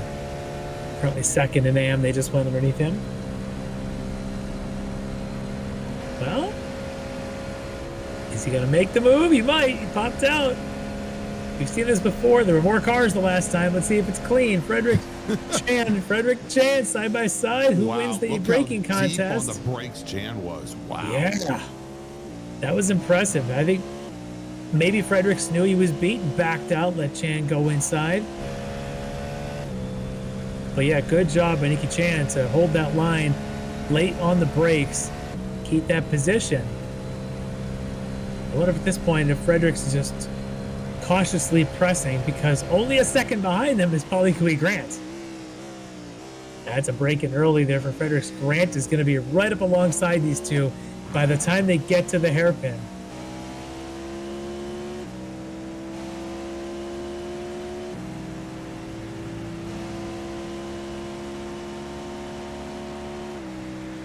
Grant didn't get a great exit from the second chicane by timing his scoring, so we'll see if he gets up there. But right now, Fredericks is being cautious to not lose too much momentum. And there you can see all three of them. And some traffic ahead. It's Brist in the 51, trying to stay track left, doing his best Ken Copeland impression. Staying out the way. Sorry, Ken, if you're watching. Yeah. Ken, if you're watching, we do feel bad for what happened to you, but the reference has to be used. Well, I mean, we've had Ken on the couch in the chat before. We have. Actually, Ian Patience is in the chat. He is. Yeah, I wonder if he's consoling his teammate at this point. It could very well be.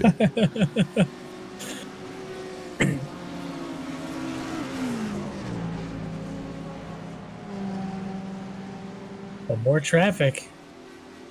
Is that McDonald? That's Jennifer McDonald, indeed. He had been in the pits for a while earlier, but back out there now running. And that's Jeff Brooks, and that's near contact in the accordion effect there for Fredericks. Oh no, and was that actual contact? I think there was, and look who appears as the Brooks car was in there for the entire time. Oh my gosh! As we that was who was that? Not Michael Brooks. It's the other Brooks brother, Jeff Brooks. Yeah, the other Brooks brother. Who's running third in pro right now, and he almost got caught up in it. He wants Ken Copeland, by the way, checking in the chat from the medical tent. So yeah, interesting little battle there. As I tell you, Frederick had to be really careful not to get into the back of Chan and cause some incident. They had to show patience getting around the GT3 car, and that did allow Polyclete Grant to jump right in. So third, fourth, and fifth are now all nose to tail. And just to clarify, Larry, not the patience that's in the chat, right? I just want to make sure. Okay. Exactly. Okay, good. We leave your patience in the chat. Polyclete Grant's here. All three of these, we do have another pit stop coming at some point, and we're getting really close to that 35 minutes remaining. We're about 36 minutes remaining. Right. They could actually, at the end of this lap, they could come in if they choose to, but let's see Grant now on the back of Fredericks. I mean, well, that was Travis Schwenke that they went by. Have I said this before? Your GT3 leader is in through the chicane with a battle behind him. Oh. Ken Copeland's having flashbacks. And yeah, I know. And meanwhile, Bennett pulled all the way offline to let them by, and they still came right across his nose, Larry. I wonder if Bennett even knows exactly what happened, how close he was to repeating it. All right, so look at this. Fredericks is picking his spot down the straightaway. Grant not making a move yet. Grant, I'm wondering if he's running more downforce and needs this draft. Let's see as he pulls up now. Let's see.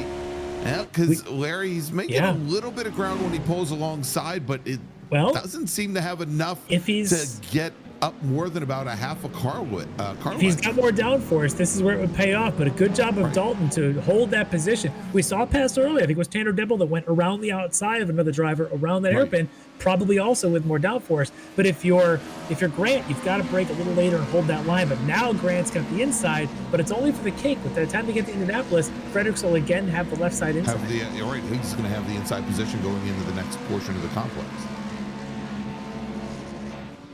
Grant backs out wisely.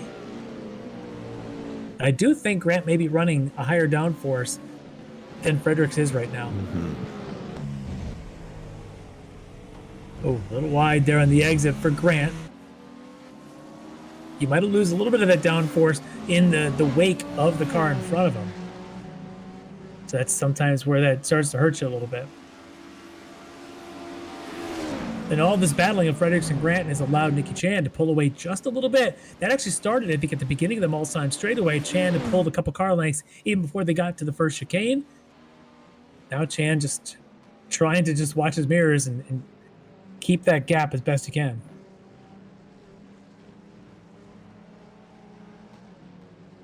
If Grant's running more downforce, he should be faster through those Porsche curves. But it does a good job there at Fredericks. Yeah, it doesn't appear to be, though. Well, Milan Harris just pulled into the pits, so there is someone coming in for their second stop. It's like Harris has come in from GTP on the GT3 side. Well, actually, he's been there getting repairs. David Steiner's been in the pits for quite some time. Yeah, well, Milan there's Harris why is Milan there. Harris is in, is because he's missing a... Speaking about a low downforce setup, Larry, well, that would be just the opposite. Yeah, either low or he's got all the downforce and All none of the the forward downforce. first. It's just going to it looks stop. like, and it looked like there's some damage to the rear wing as well. Looks like not just the front. Oh, some attrition here tonight. This guy, though, is hoping to avoid all of it. Billy Petrowski now up 17 seconds on second place Ben Rose. Hey, Larry, let's take a look and we'll see what happened to Milan Harris here. Okay. As he's into Indianapolis. And just like in Indianapolis, yeah, you get up high on turn 4, and that's exactly what happens. You come down at the inside wall, and for Harris, that might have ended his night early.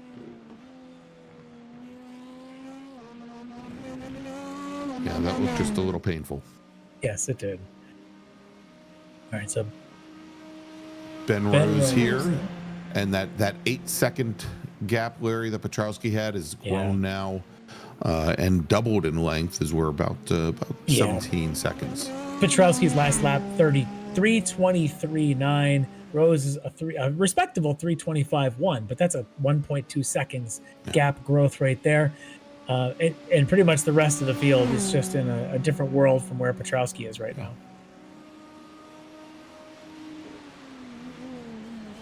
As we come up to the end of our second 30 minutes, as we got one more 30 minute to go in this thing. These two teammates have been together for pretty much the whole hour between John Casey and teammate Greg Brockway. They're dueling Ferraris.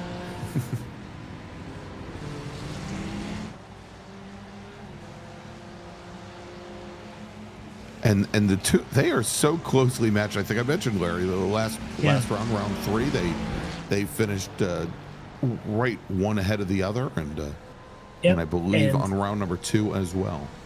We do have some coming into the pits now on this lap. Josh Vidal has made his way down the pits.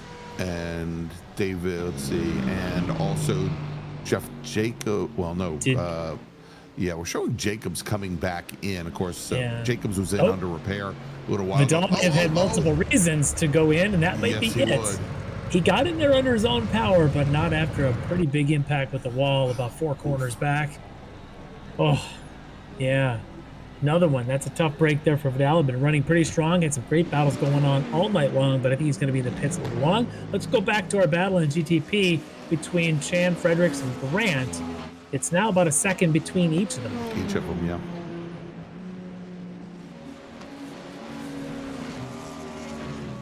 Now, Grant is about 2 seconds back from Dalton Fredericks. Maybe a little more than a second or so, but you can see that there.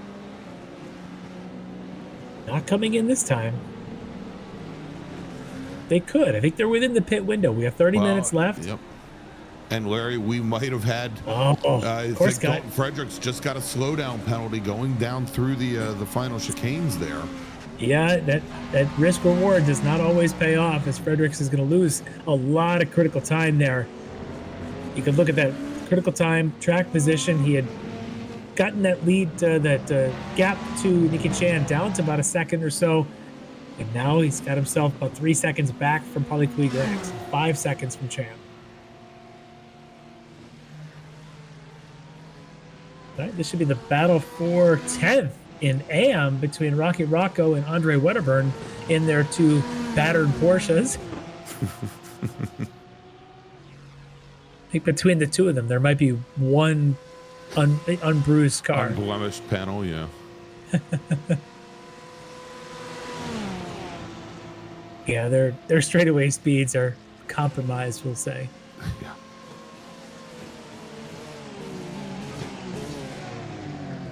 And not only that, Larry, but apparently their braking might be compromised as well. Perhaps.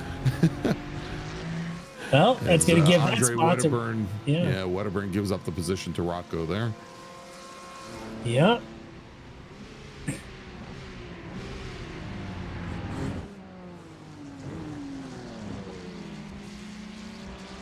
As we're back to Brockway and Casey, the 2 Frito Sport teammates.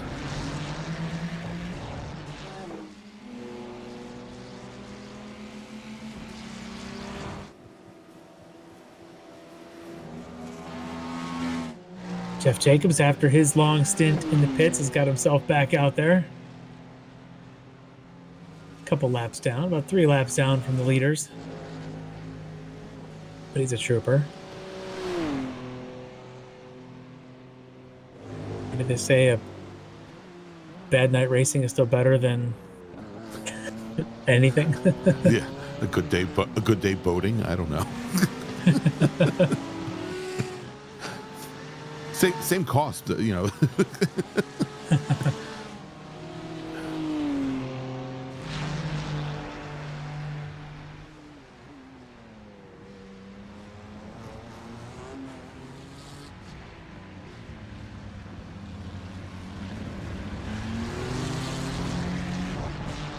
And not a lot of battles out there right now. These two teammates have just been doing their thing, running Just 7th clicking and off 8th. laps. Yeah. And you know, Larry, I think there's a lot to be said for what they do. Is we've had this shot practically every round this season. They just go, they set laps. They're not the fastest ones out there. They don't necessarily have to engage everybody that's near them, but they run consistent laps. They don't wreck out. They don't go off course. You're jinxing them right now. I know. That's what. Sorry, guys. I mean, but there has been so much attrition further up the field from them. They just, you know, by nature of playing safe, they work their way up the order. It's not a horrible strategy. They're not terribly slow. They're not running lap times the leaders, but they're solid, like you say, solid, consistent laps for these guys in Frito Sport. And that's always a good strategy at a race like this. 90 minutes, staying clean is sometimes the best strategy. Yeah. Well, we've seen where it hasn't worked out so well for some of the other folks further up in GT3 Amateur or Pro. Yeah, tell you what, Larry, let's along those lines, let's take a look here, since we've got a little bit of time, as we have now just about 25 minutes remaining on the clock, some of the things that haven't worked out so well for our drivers here this evening. Example 1 from the start of our race here tonight, as they come out of the Ford chicane and get the green flag. Well, it's a little early, but we'll see them actually as they come down into the Dunlop curves, as things maybe don't. Well, here we go. This is what we meant to show, is they don't take a look at the red Porsche right about there. So he's gonna probably get a little tap and go around.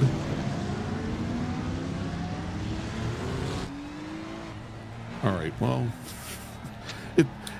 it seemed much more exciting when we thought about doing this, Larry.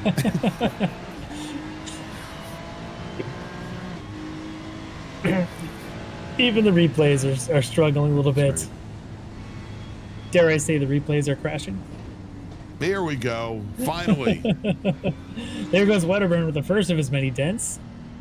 Off the track, right?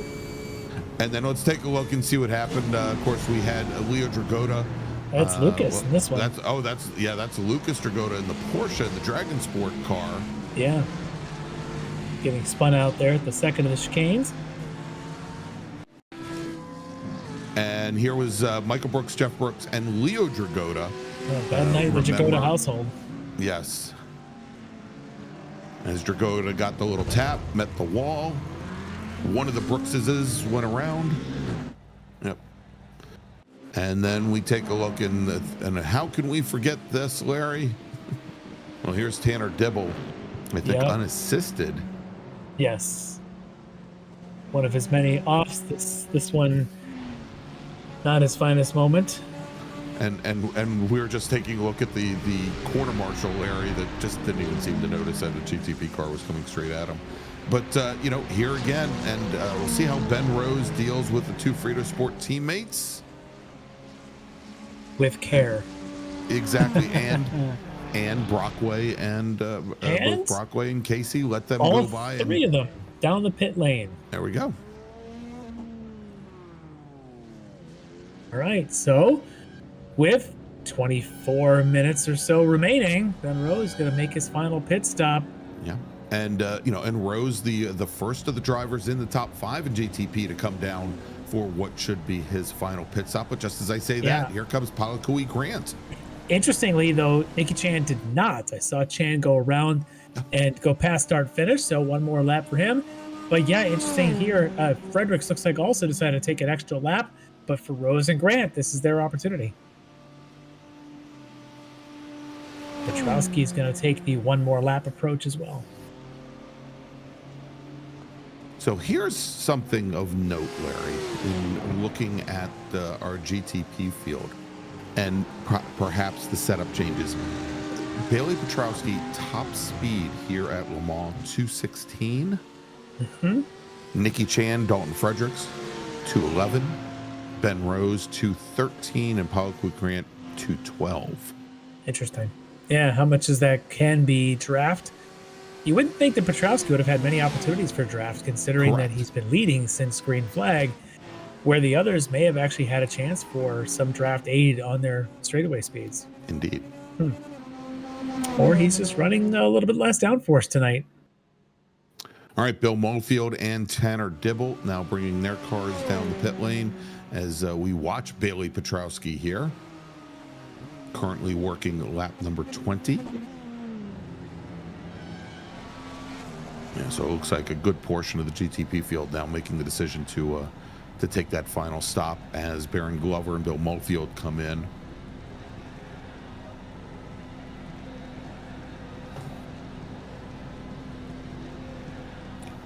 Of course, Milan Harris has been there for about 12 minutes already, getting considerable repairs to his machine. I think that's, I think Harris's is the second one in the line there, yeah. Yeah, that one there. As Dibble's going to return to action.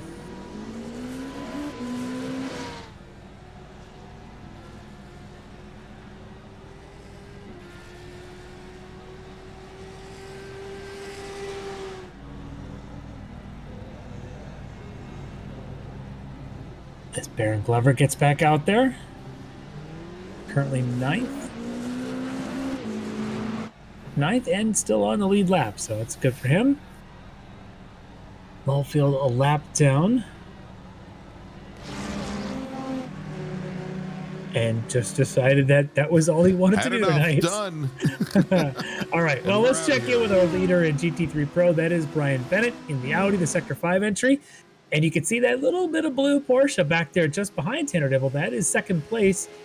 Travis Schwenke just about 3 seconds down. So these guys, I suspect, might need another pit stop. And that margin's been holding fairly steady, Larry. Yeah. I think both of these drivers have been trying to click off qualifying laps for the past number of laps. Yeah, meanwhile, I think Jeff Brooks has actually had the best pace the last number of laps, and he's third place, but he's about another 9 seconds or so behind Schwenke. Right. So you can see him at the tail of the shot, way, way in the back. But he's back there. They're all in the same straightaway, technically. And there's Jeff. But Larry, when the straightaway is miles long. Yes. In between the Daytona and Michelin chicanes.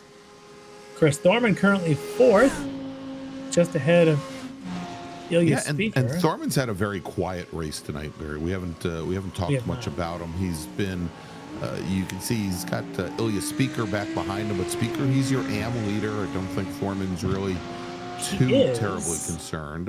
He is, I think, because Zach Mosley's taken his second pit stop, as well as I see Avon Dorsey's also come in for his second stop. So some of that's going on, but a good run for Speaker as well. But yeah, you're talking about Thorman, quiet tonight. It's just quiet, laying laps down, currently fourth.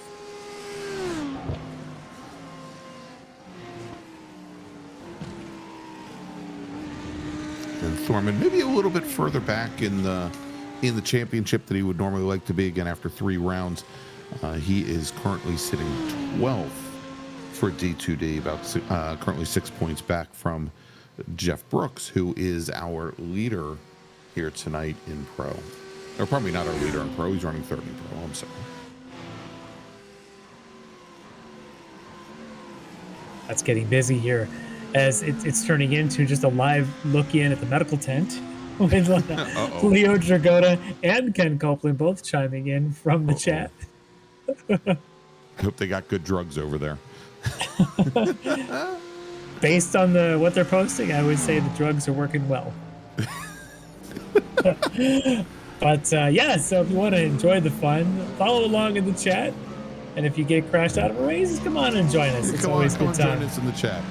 Apparently, we've got Tylenol and children's Tylenol. Yeah. Sorry, Leo, it was too easy. Yeah, sorry, Leo. All right, so look in here at Dalton Fredericks. Still fourth in the run order, now about 6 seconds behind Chan.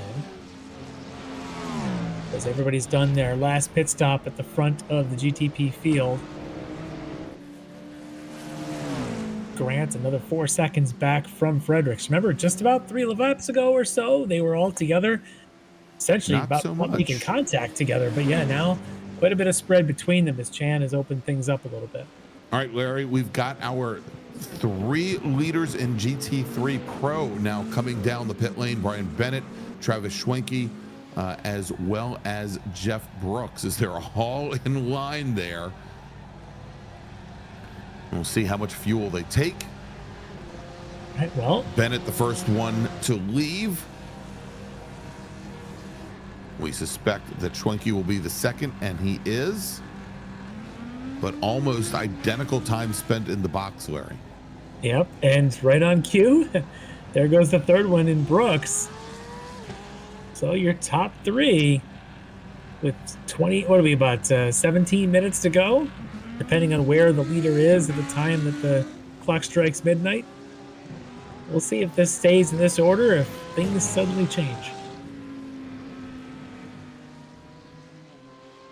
And Stacy Bertrand and Michael Caffrey now pitting in from AM, as does Ilya Speaker. So we'll see how far up the order Zach Mosley goes. And just as I say that, Larry, and he comes down the front straight, Zach Mosley goes back to the lead in GT3. AM 4th in GT3 overall. Yeah, good run so far with 16 minutes left. We'll see if he can hang on to that. But see if Travis Schwenke can make some noise here with these couple of laps to go. And maybe we have a run at Brian Bennett's. Meanwhile, Chris Thorman still fourth in pro. Young Leo saying he was told in health class that drugs are bad. Yes, Leo, that is absolutely correct. I'm going to deny the comment. All right, is Adam Ballard currently second in AM in that Lamborghini? Only about 2 seconds ahead of Chris Thorman and another 2 seconds to Ilya Speaker, who's about 4 seconds in total behind Ballard. Speaker running third in class. Again, not out of this. These 4 and 5 second things can suddenly evaporate at a place like this. Especially we've seen so many slowdowns, we've seen contact. Anything could happen in 15 minutes. In 15 minutes.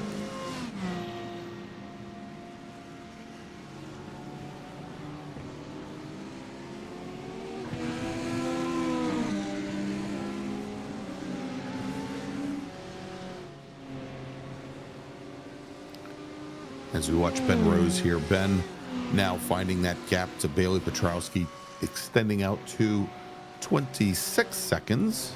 Yeah, but Ben's lead for second over Nikki Chan is starting to come down. Come down, yeah. It's a little bit under 4 seconds now. Yeah, I see Chan just back there. It was about 8 or 9 seconds, not too many laps ago, before the final pit stops. And you can see Chan right there coming out of they got to the Michelin chicane. So Chan not out of this for a possible second step on the podium. Rose better get on with the program here as we're winding things down. Can't quite put it into cruise.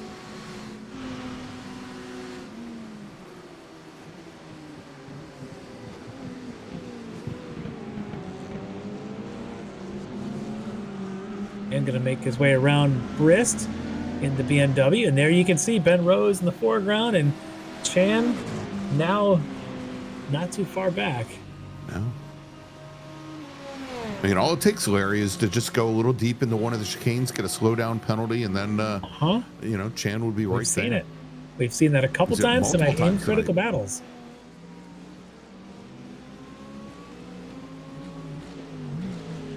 So Rose is definitely going to have to really be on his game now, be clean through all these lap cars, these GT3 cars.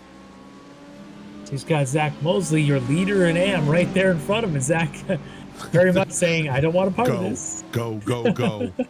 My Mercedes is not for you. As Rose now continuing here, coming through these Porsche curves. See what kind of pace he's got. Is it slower or faster than Nicky Chan? Meanwhile, Bailey Petrowski just reset fastest lap of the race at a 3:23.50. Yeah, fastest lap of the race on the 22nd lap of the race with a 27-second lead. That's just hitting your marks there, folks. Ben Rose would like to hit some of those marks and hold on to this second spot, but it's about 5 seconds from Rose to Chan for second spot. And then another 5 seconds to Fredericks, another 4 seconds to Grant. So things opened up there a little bit with, we'll say maybe about 4 laps to go. 4 laps, maybe? Yeah, somewhere around there. Polly Cleat Grant, of course, Bailey Petrowski's D2D teammate, and Bobby Childs' D2D teammate. Bobby currently running in 8th.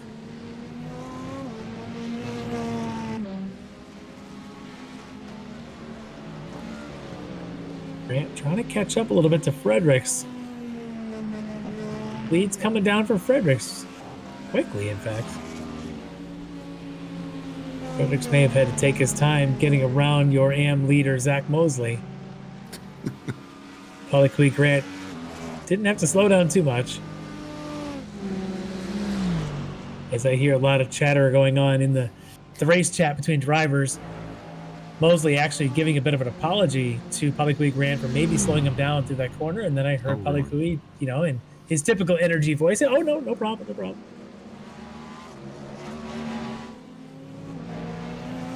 Yeah, we haven't seen much of Zach tonight, but there he is. In that Frito Sport entry.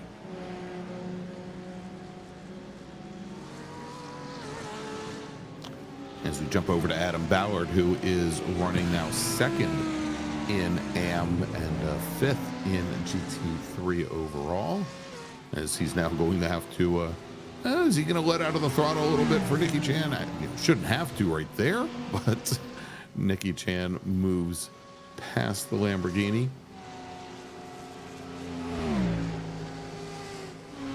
Or was that Ryan Reisman? That's Reisman there. That's Reisman, sorry.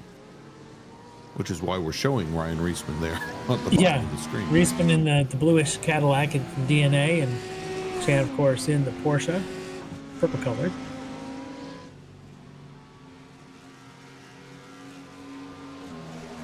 Remember, this is Buy Greg New Glasses Month here at Apex Racing TV.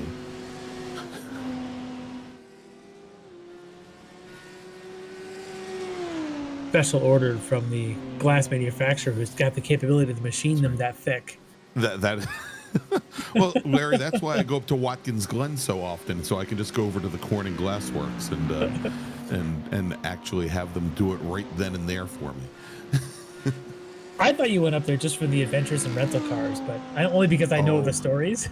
Oh, can I? Had an almost as good one at the National Park of Speed this weekend. Yeah, I'm sure. I want to thank Budget Rent-A-Car and would highly recommend. Not give them a promo here. oh, believe me. Yeah. Those backhanded compliments. That's what's coming. All right, so we've got somebody who it looked like was giving up a little bit of pace there. Maybe like a course cut back in that group. Couldn't tell who that was, but it wasn't Bennett, as Bennett continues down the front straightaway. It looked a little like... It would be a very unfortunate time if it were to be Brian Bennett.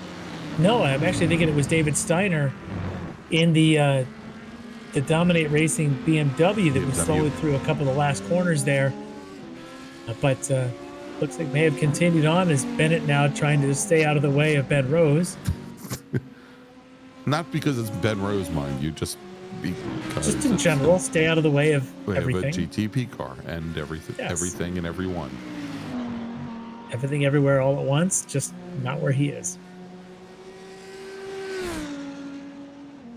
apparently the Dragotas may have made a stop somewhere, almost stopped at the Corning Factory Museum this past weekend. So, see, look at small world. I wonder if the Dragotas also got a terrible rental car in upstate New York. It could very well be. I assume they went to go see IMSA at Watkins Glen, maybe. Possibly. Go see these cars in the WeatherTech series. Yep. All right, so there's Nikki Chan. Currently running third. Fredericks is closed a little bit now. There's Dalton Frederick about 2 seconds back from Chan. And then Polly Grant is just doing it. Remember, it was about 5 seconds the last time we checked in with him, about 5 minutes ago. And now it's about 2 seconds between each. As again, your pro leader, Brian Bennett, just cringing every time a car comes on by. And meanwhile, Ken Copeland, who is in the medical tent in traction, no doubt, is asking if I'm okay. and no, the reason is my rental car at the National Park of Speed at Road America this weekend was canted at a 30-degree angle, and my entire back is completely jacked up because of it. Thank you, budget. But at least you didn't have to change a tire like you did. No, I didn't have to change a tire, or I didn't have a plug-in hybrid without a place to plug it in. Yeah. If you ever want to have a good time, just on a Monday morning, message Greg, how did his adventures and travel go? You'll be entertained for days. Exactly. Hey, but at least I got to use my AARP discount. Anyway. Well, you are old enough. All right, so Dalton Fredericks now 1.5 seconds behind Nikki Chan. You can see Chan there.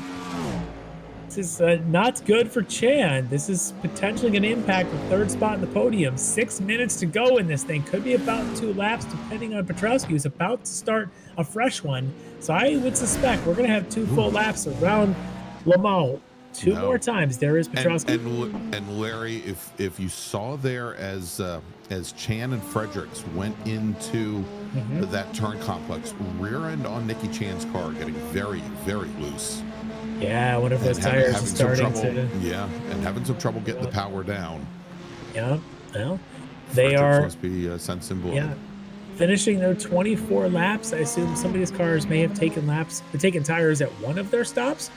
Be interesting to understand. Maybe later during the interviews, we'll find out who took tires on their first stop and who took them on their second and/or both. There is Chan, 9/10 ahead of Dalton Frederick. But if Frederick tries to make a move, Polly Grant is only 4 more seconds back. So it's going to be a 3-way fight for the third step of the podium.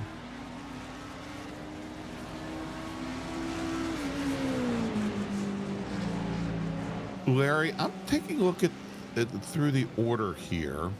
Yeah. And I'm showing David Steiner down in 14th position in AM.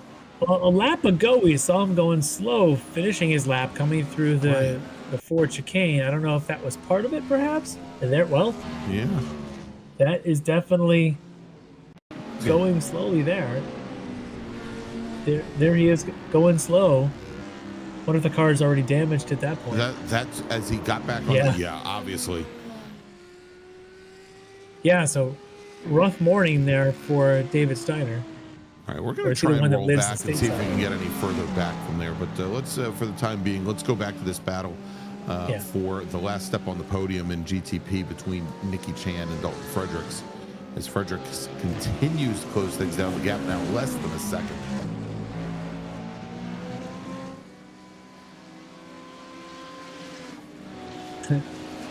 All right. Let's jump back over to Steiner.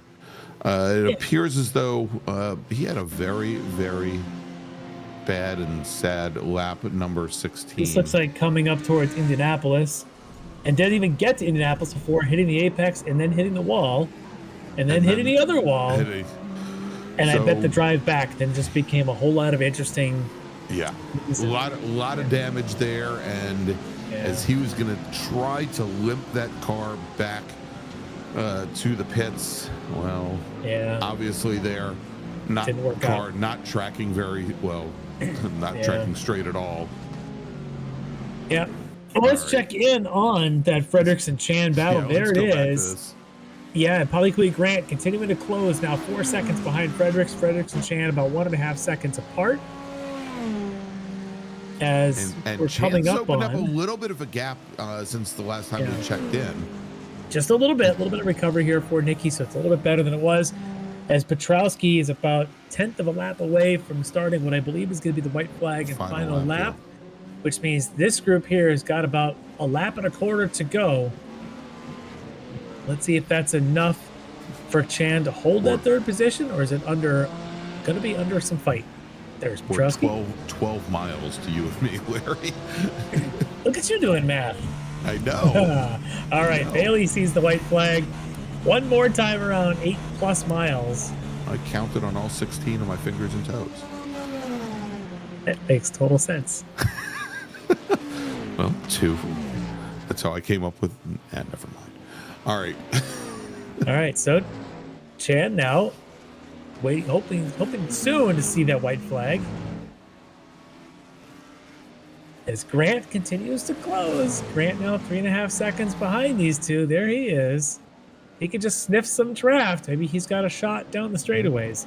And Frederick's knocking a couple tenths off of Chan's advantage once again as they come on to the straight. And now they are going to start their final lap. Hoping it's the final lap. We don't see a white flag actually waving, but considering where Petrowski is, where Petrowski was when it was starting a new lap, it was, so we should be on white flag lap. Usually you see Barney waving that flag. So Bailey, 30-second lead on the crowd, but the crowd is getting feisty. This is one of the crowds. That's Baron Glover right there. Eyes. Yeah. Chris Thorman, that's Adam Ballard, currently second in that Lamborghini. Right behind Ballard's Ilya Speaker. Speaker running third in class. These two teammates running second, third. Yep, there is Speaker. And then Stacy Bertrand running fourth in another Rockefeller Racing entry right behind. So Rockefeller 2, 3, 4 right now, very much in contention with a lap and a half to go for these guys.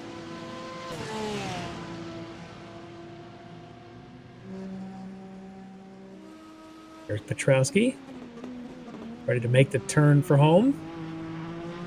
And let's see here, Larry. We've got 20 seconds left on the clock, so yeah, likely working the final lap here.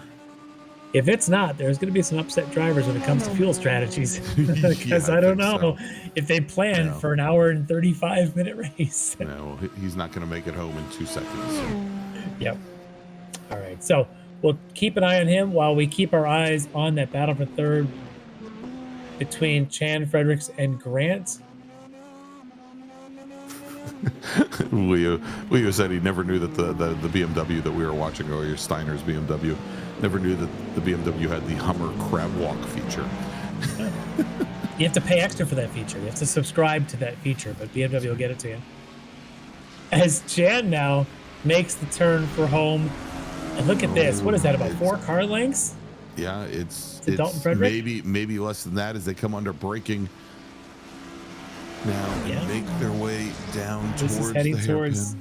Heading towards Indianapolis, actually. They've already made the hairpin. Yeah. Oh, they already did the hairpin, yeah. As Petrowski's in the Porsche curves.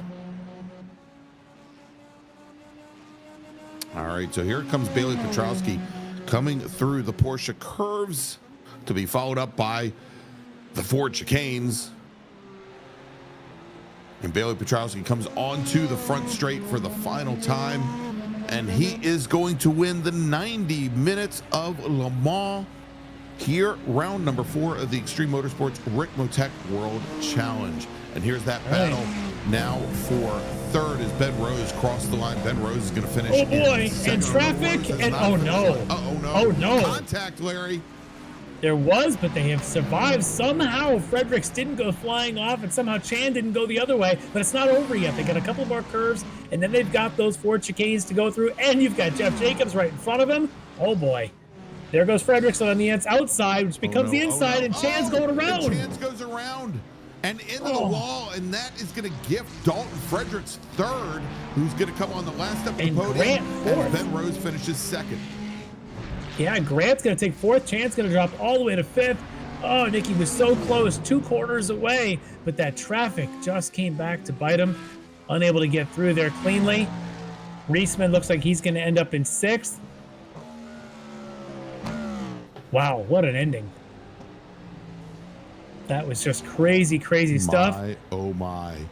All right, coming home just off the podium, as you mentioned, Polakui Grant Chan is going to bring the car home in 5th, Ryan Ricmotech in 6th, and then Bobby Childs in 7th. As we wait for our podium finishers or suspected podium finishers in GT3. Larry, they should be coming into the Porsche curves now. They should be, and there is Brian Bennett, your GT3 Pro leader, trying to just stay away from all comers and just get to that final corner. And it looks like Jim Pfeiffer is going to let him do that, and Dibble also staying out of the way, it looks like.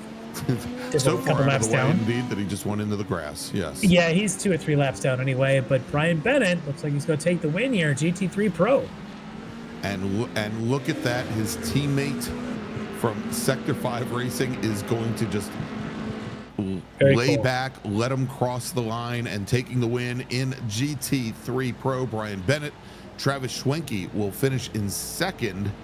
And Jeff Brooks, there's the Audi, comes out of the final corner, and if he makes it to the line, I thought he was going to stop on the front straight for a photo maybe. Jeff Brooks will come home in 3rd in GT3 Pro. So now we have, we're waiting on Zach Mosley. There is Zach, and Zach is your leader in GT3 AM, our timing software be damned. He is coming into the final corners. He didn't get a slowdown there by going over that bollard, did he, Larry? So not. And coming across the line and taking the win in GT3 AM, Zach Mosley for Frito Sport Racing. Yeah, it's his first race of the season in this series, gets the win. It might be the first time Frito Sports won a race for us, so great job for him.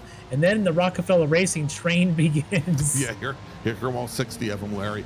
Finishing 2nd is going to be Ilya Speaker in GT3 AM, and then we have, or probably, let's try that again. Adam Ballard is going to finish 2nd in GT3 AM. Ilya Speaker will finish 3rd, with Stacy Bertrand and Michael Caffrey finishing just off the podium in 4th and 5th.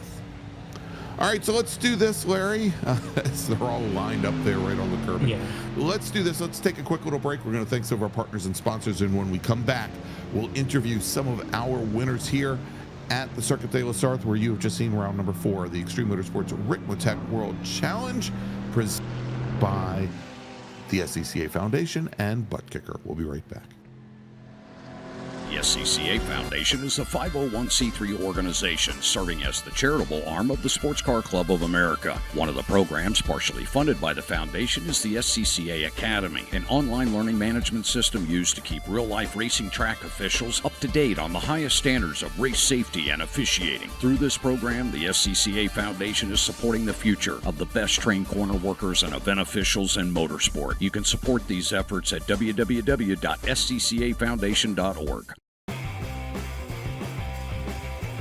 Ricmotech high-performance sim racing equipment. Whether you're just looking to have fun, train for race day, or become a serious esports competitor, Ricmotech has you covered. Hundreds of name brand parts. Support from experts that love sim racing. Trusted by the pros. There's only one place to go, Ricmotech.com.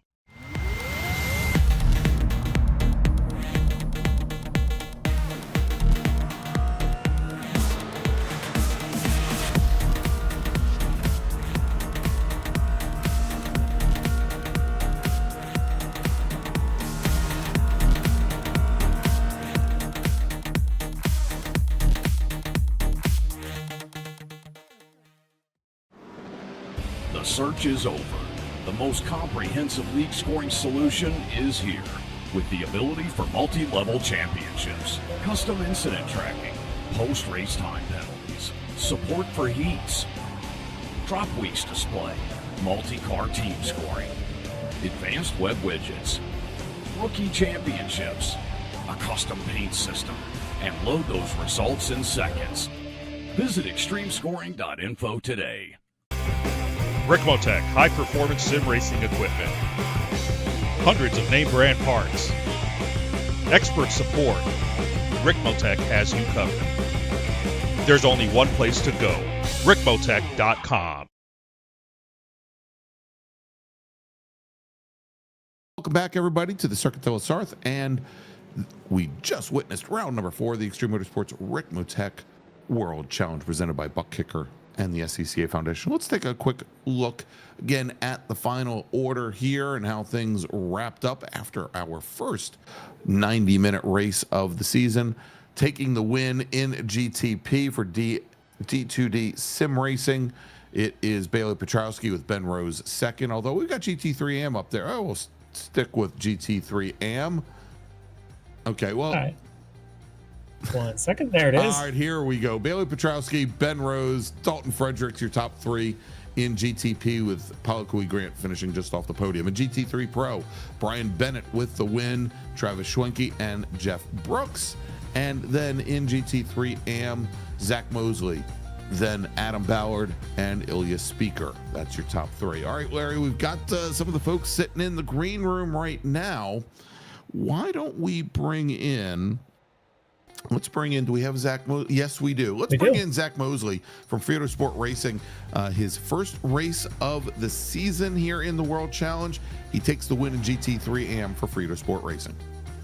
All right, so here with us tonight is our winner in GT3 AM, and I had to look at the standings to confirm that I think Zach Mosley, is this your first race of the season here with us, and with a win, no less? Yes, sir. Yes, it is. Well done. Congrats. And I think for Frito Sport, might be one of the first wins we've seen from them in a very long time as well. So tell me a little bit about this race and coming into tonight, you know, first time with us here in this series this season. How do you prep for this? And at what point do you realize you're actually leading this thing? Lots and lots of practice. A lot of us had run majors about 3 weeks ago. I ran it in the GTP. So the first 2 days was literally just relearn for an entirely different style car. I got to give Ken Copeland a shout out. I could not figure the car out. I almost didn't race. I almost dropped back out of the league. Ken gave me some pointers, and here we sit. Yeah, well, he's good for that, and he's in the chat here watching as well. So as his race ended a bit early, but yours did not end early. It kept going, and that gap kept growing. You seem to do your own pit stops even a lot earlier than your competition. You seem to be about a lap earlier, which, you know, just doing your thing. Do you start to feel a little bit of that jitters as you get an hour 10, hour and 20 into this thing, second pit stops, knowing that you just have to survive and win this thing? Yeah, a little bit. The most jitters are coming when all of a sudden a GTP has appeared like a wild Pokemon behind you. I kind of ended up in no man's land. Like, I didn't have anybody in front of me and there was nobody behind me. So you just kind of Le Mans long enough to where you just kind of zone out. You can almost forget where you're at. So all of a sudden there's a GTP there and you're like, oh, hey, I need to give you room. Otherwise you're going to kill me. So, well, go talk to Ken Copeland about that as well. Yeah, I heard. His night didn't work out as well. But for you, first time in, getting that win, this is awesome. This class has been great. If you've been watching already this season, I think you're the 4th different winner we've had in 4 rounds. This is just very, very cool. The competition is just pretty even across the board, but that work paid off for you to get that win tonight. And so congrats on that, and hoping you stick around with this league and this series for a very long time. Thanks, guys. I appreciate it. Yeah, I'm sure that you probably have some folks that helped you here. You mentioned a couple of names already, but if you want to give a shout out to them, go for it. Again, I got to give Ken a huge shout out. He was very, very instrumental in me figuring out even how to remotely control the car. My wife, God bless her, she had to deal with a lot of rant and raving this week. I do want to give a shout out to the admin team. They're struggling with the BOP because not everybody's happy with it, but it felt great. The cars felt pretty balanced, so props to them. It's not an easy job. It's definitely a thankless job, but as drivers, we do appreciate it. And again, you two, y'all always have great commentary, so we greatly appreciate it, guys. Well, appreciate that, but it was a lot of fun to watch tonight, and congrats on you, and your initiation to the league comes with a victory. So congrats, Zach Mosley, getting the win tonight, GT3 AM. Thanks, guys. All right, Larry, let's move over now to our GT3 Pro winner. That's going to be Brian Bennett in his Audi R8 from Sector 5 Racing. Let's hear from him. All right, so Brian Bennett joining us, your winner in GT3 Pro tonight. And Adam, well done. But man, that is an intense place to be at the front of that field with those GTP cars coming at you, it seems, every lap around. Tell me a little bit about what you thought of your night and how it went for you.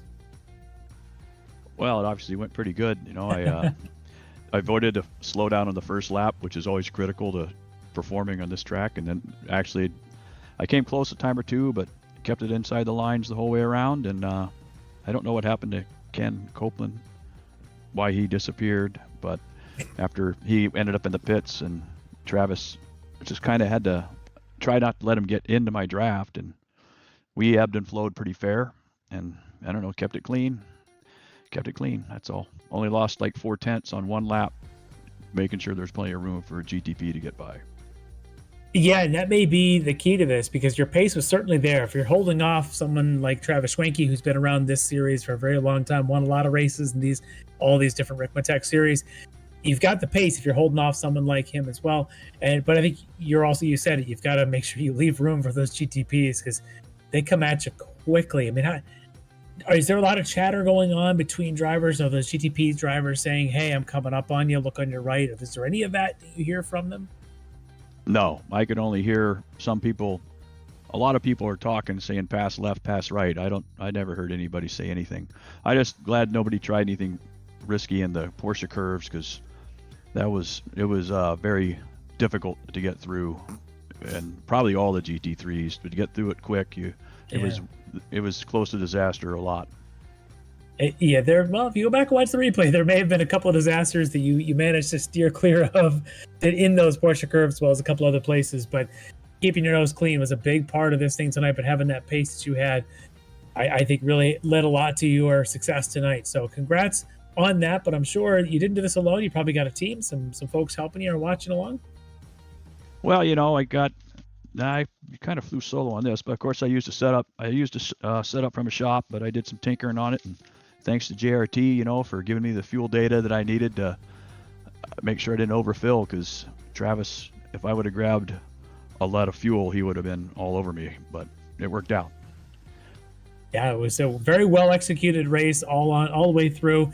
90 minutes is a long time to go out there to get your first win, but congrats on that, and I'm sure we'll see you again in a couple of weeks. Let's hope so. Thanks, guys. All right, there you go, Thanks to the promoters as well.